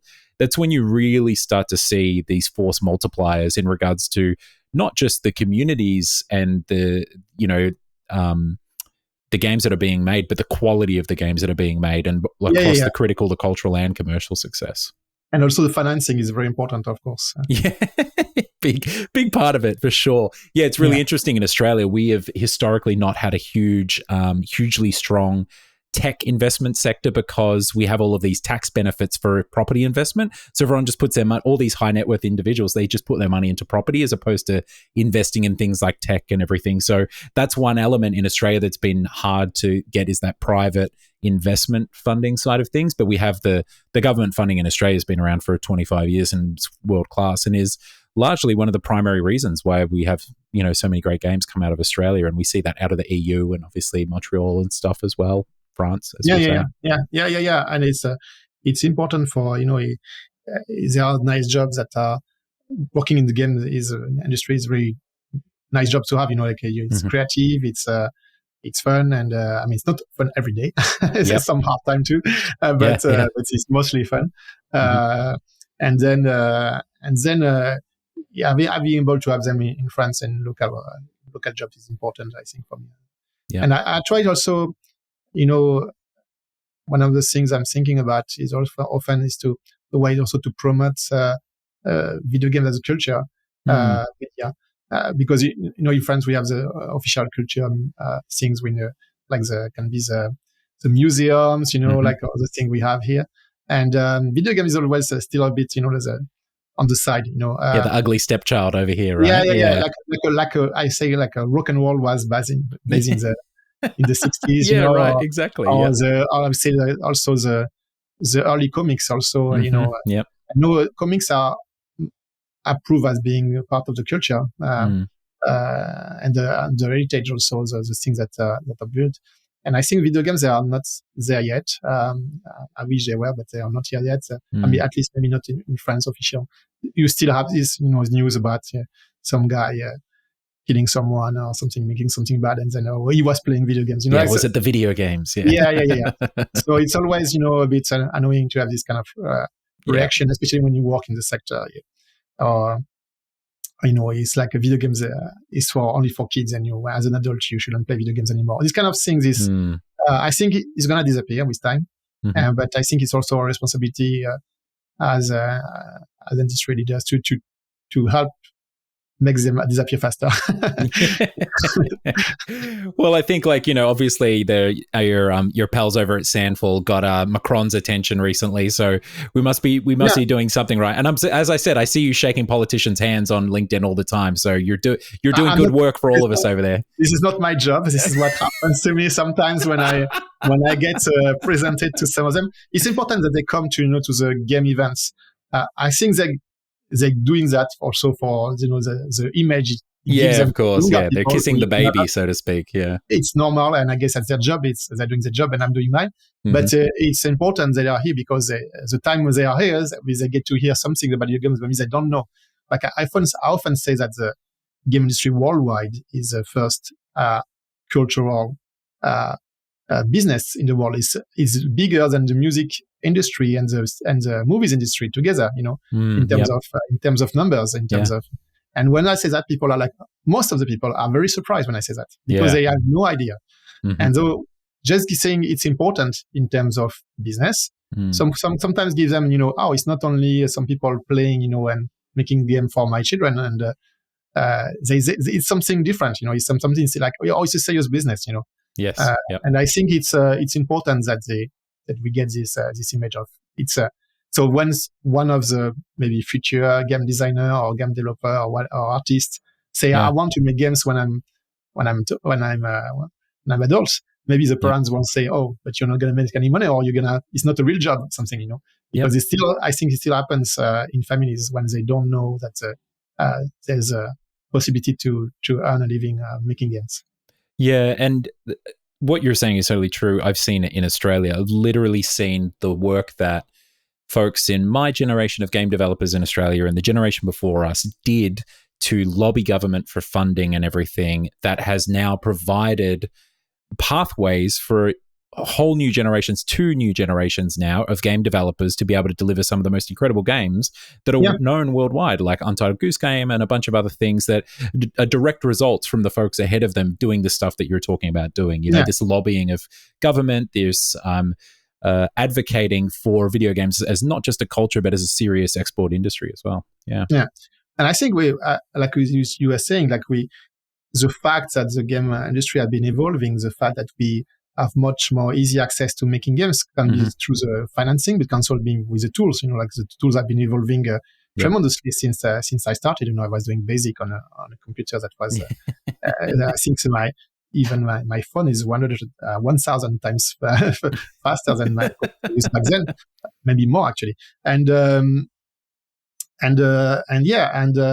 I think it has given access to a lot of people to make games. And maybe that's a problem right now. It's creating a problem for us. Yeah. It's creating problems for everyone. Like when this is because it's so much fun to make games. It's like making music. And we know that the music industry is very hard. Like if you want to make it big in music, it's almost impossible. I mean, it's 1 out of 100,000, 1 out of a million, something. Exactly. So for the games, I think it still requires you get. I mean, in the music, you can get good quite early on, and you don't improve that much over the time.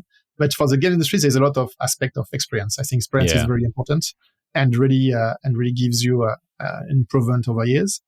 But still, it's difficult to say when there is. It's nice for people to try to start new games or new game studio, but it's becoming harder and harder to survive in a more competitive landscape. But there's still, like you say, very nice game being made sometimes by new studio. Incredible stuff. I'm playing Cryosco right now, so that's what. So, it's great to be able to live this time.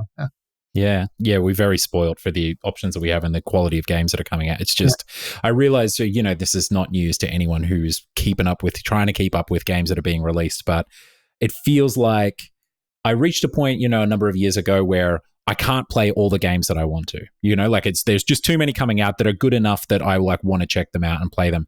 Now I feel like I'm getting to the point where there are so many game of the year contenders as we're moving through the year that I don't even have the time to play them. I'm just trying to pack them all in. So we're absolutely totally spoiled. Nicolas, I have already kept you for half an hour longer than I promised you I would. So we're going to wrap up here. But as we go out, I want you to tell everyone about Spacecraft. Give us the pitch. Tell us about your big upcoming game. So we have two. We have 2 games in the making at Shiro. Oh, you do? Okay, right. Well, tell us about both. Yeah, one is Spacecraft. So it's been announced. We had an announcement trailer last December. So Spacecraft, I wouldn't say it's Wartales in space because that will be a short version of it. It's much more complex than that, but that's a bit the idea. It's again, I'm trying to do a game when we're working on it. It's doing well. When you have your own spacecraft and your spaceship, and you can move into space, you can go to the planet seamlessly. You can land on the planet. You can gather minerals. You can improve your ships in different ways. You can go in different systems, and there's a world waiting for you when you can interact with NPCs and do something. And it's a difference. It's not like a top-down, like a Wartales. So it's a full real time, including the combat system also. And we have trying to have a game when you can play what you want the way you want in this vast universe. Yeah. The only difference is that it will be multiplayer from the start. So you play with other players, and you can create corporations together. You can build your own base on the planets and be able to automate your production and compete with other players in terms of who gets the best corporation. So it's quite a big project. We haven't finished yet. We're still working a lot on it, and we give some news. I think we have something coming out in terms of first gameplay showcase soon. Cool. And the other games is being announced pretty soon. So all right. Well, yeah, we're not the Hot Scoops podcast, so keep that one in your pocket. You will see in early June. You will see it happen. Wow, amazing! And then, of course, you got a couple under the Shiro Unlimited label as well that folks can check out online if they want to take a peek at that. All right. Well, hey, best of luck, obviously, with the announce of this top secret game that you got coming up, and then, of course, development of spacecraft. And I should say as well, best of luck with your continuing development of the other games that you have still in development that you're supporting. I'm still playing Wartales. I go back to it time and time again. And Nicolas, thank you so much for joining us. Thank you for being so forthcoming with your story and your philosophy on games and design, and what you've spoken about in the industry here. Very much appreciated. Thank you. Thank you very much, Trent. Have a nice day. You too.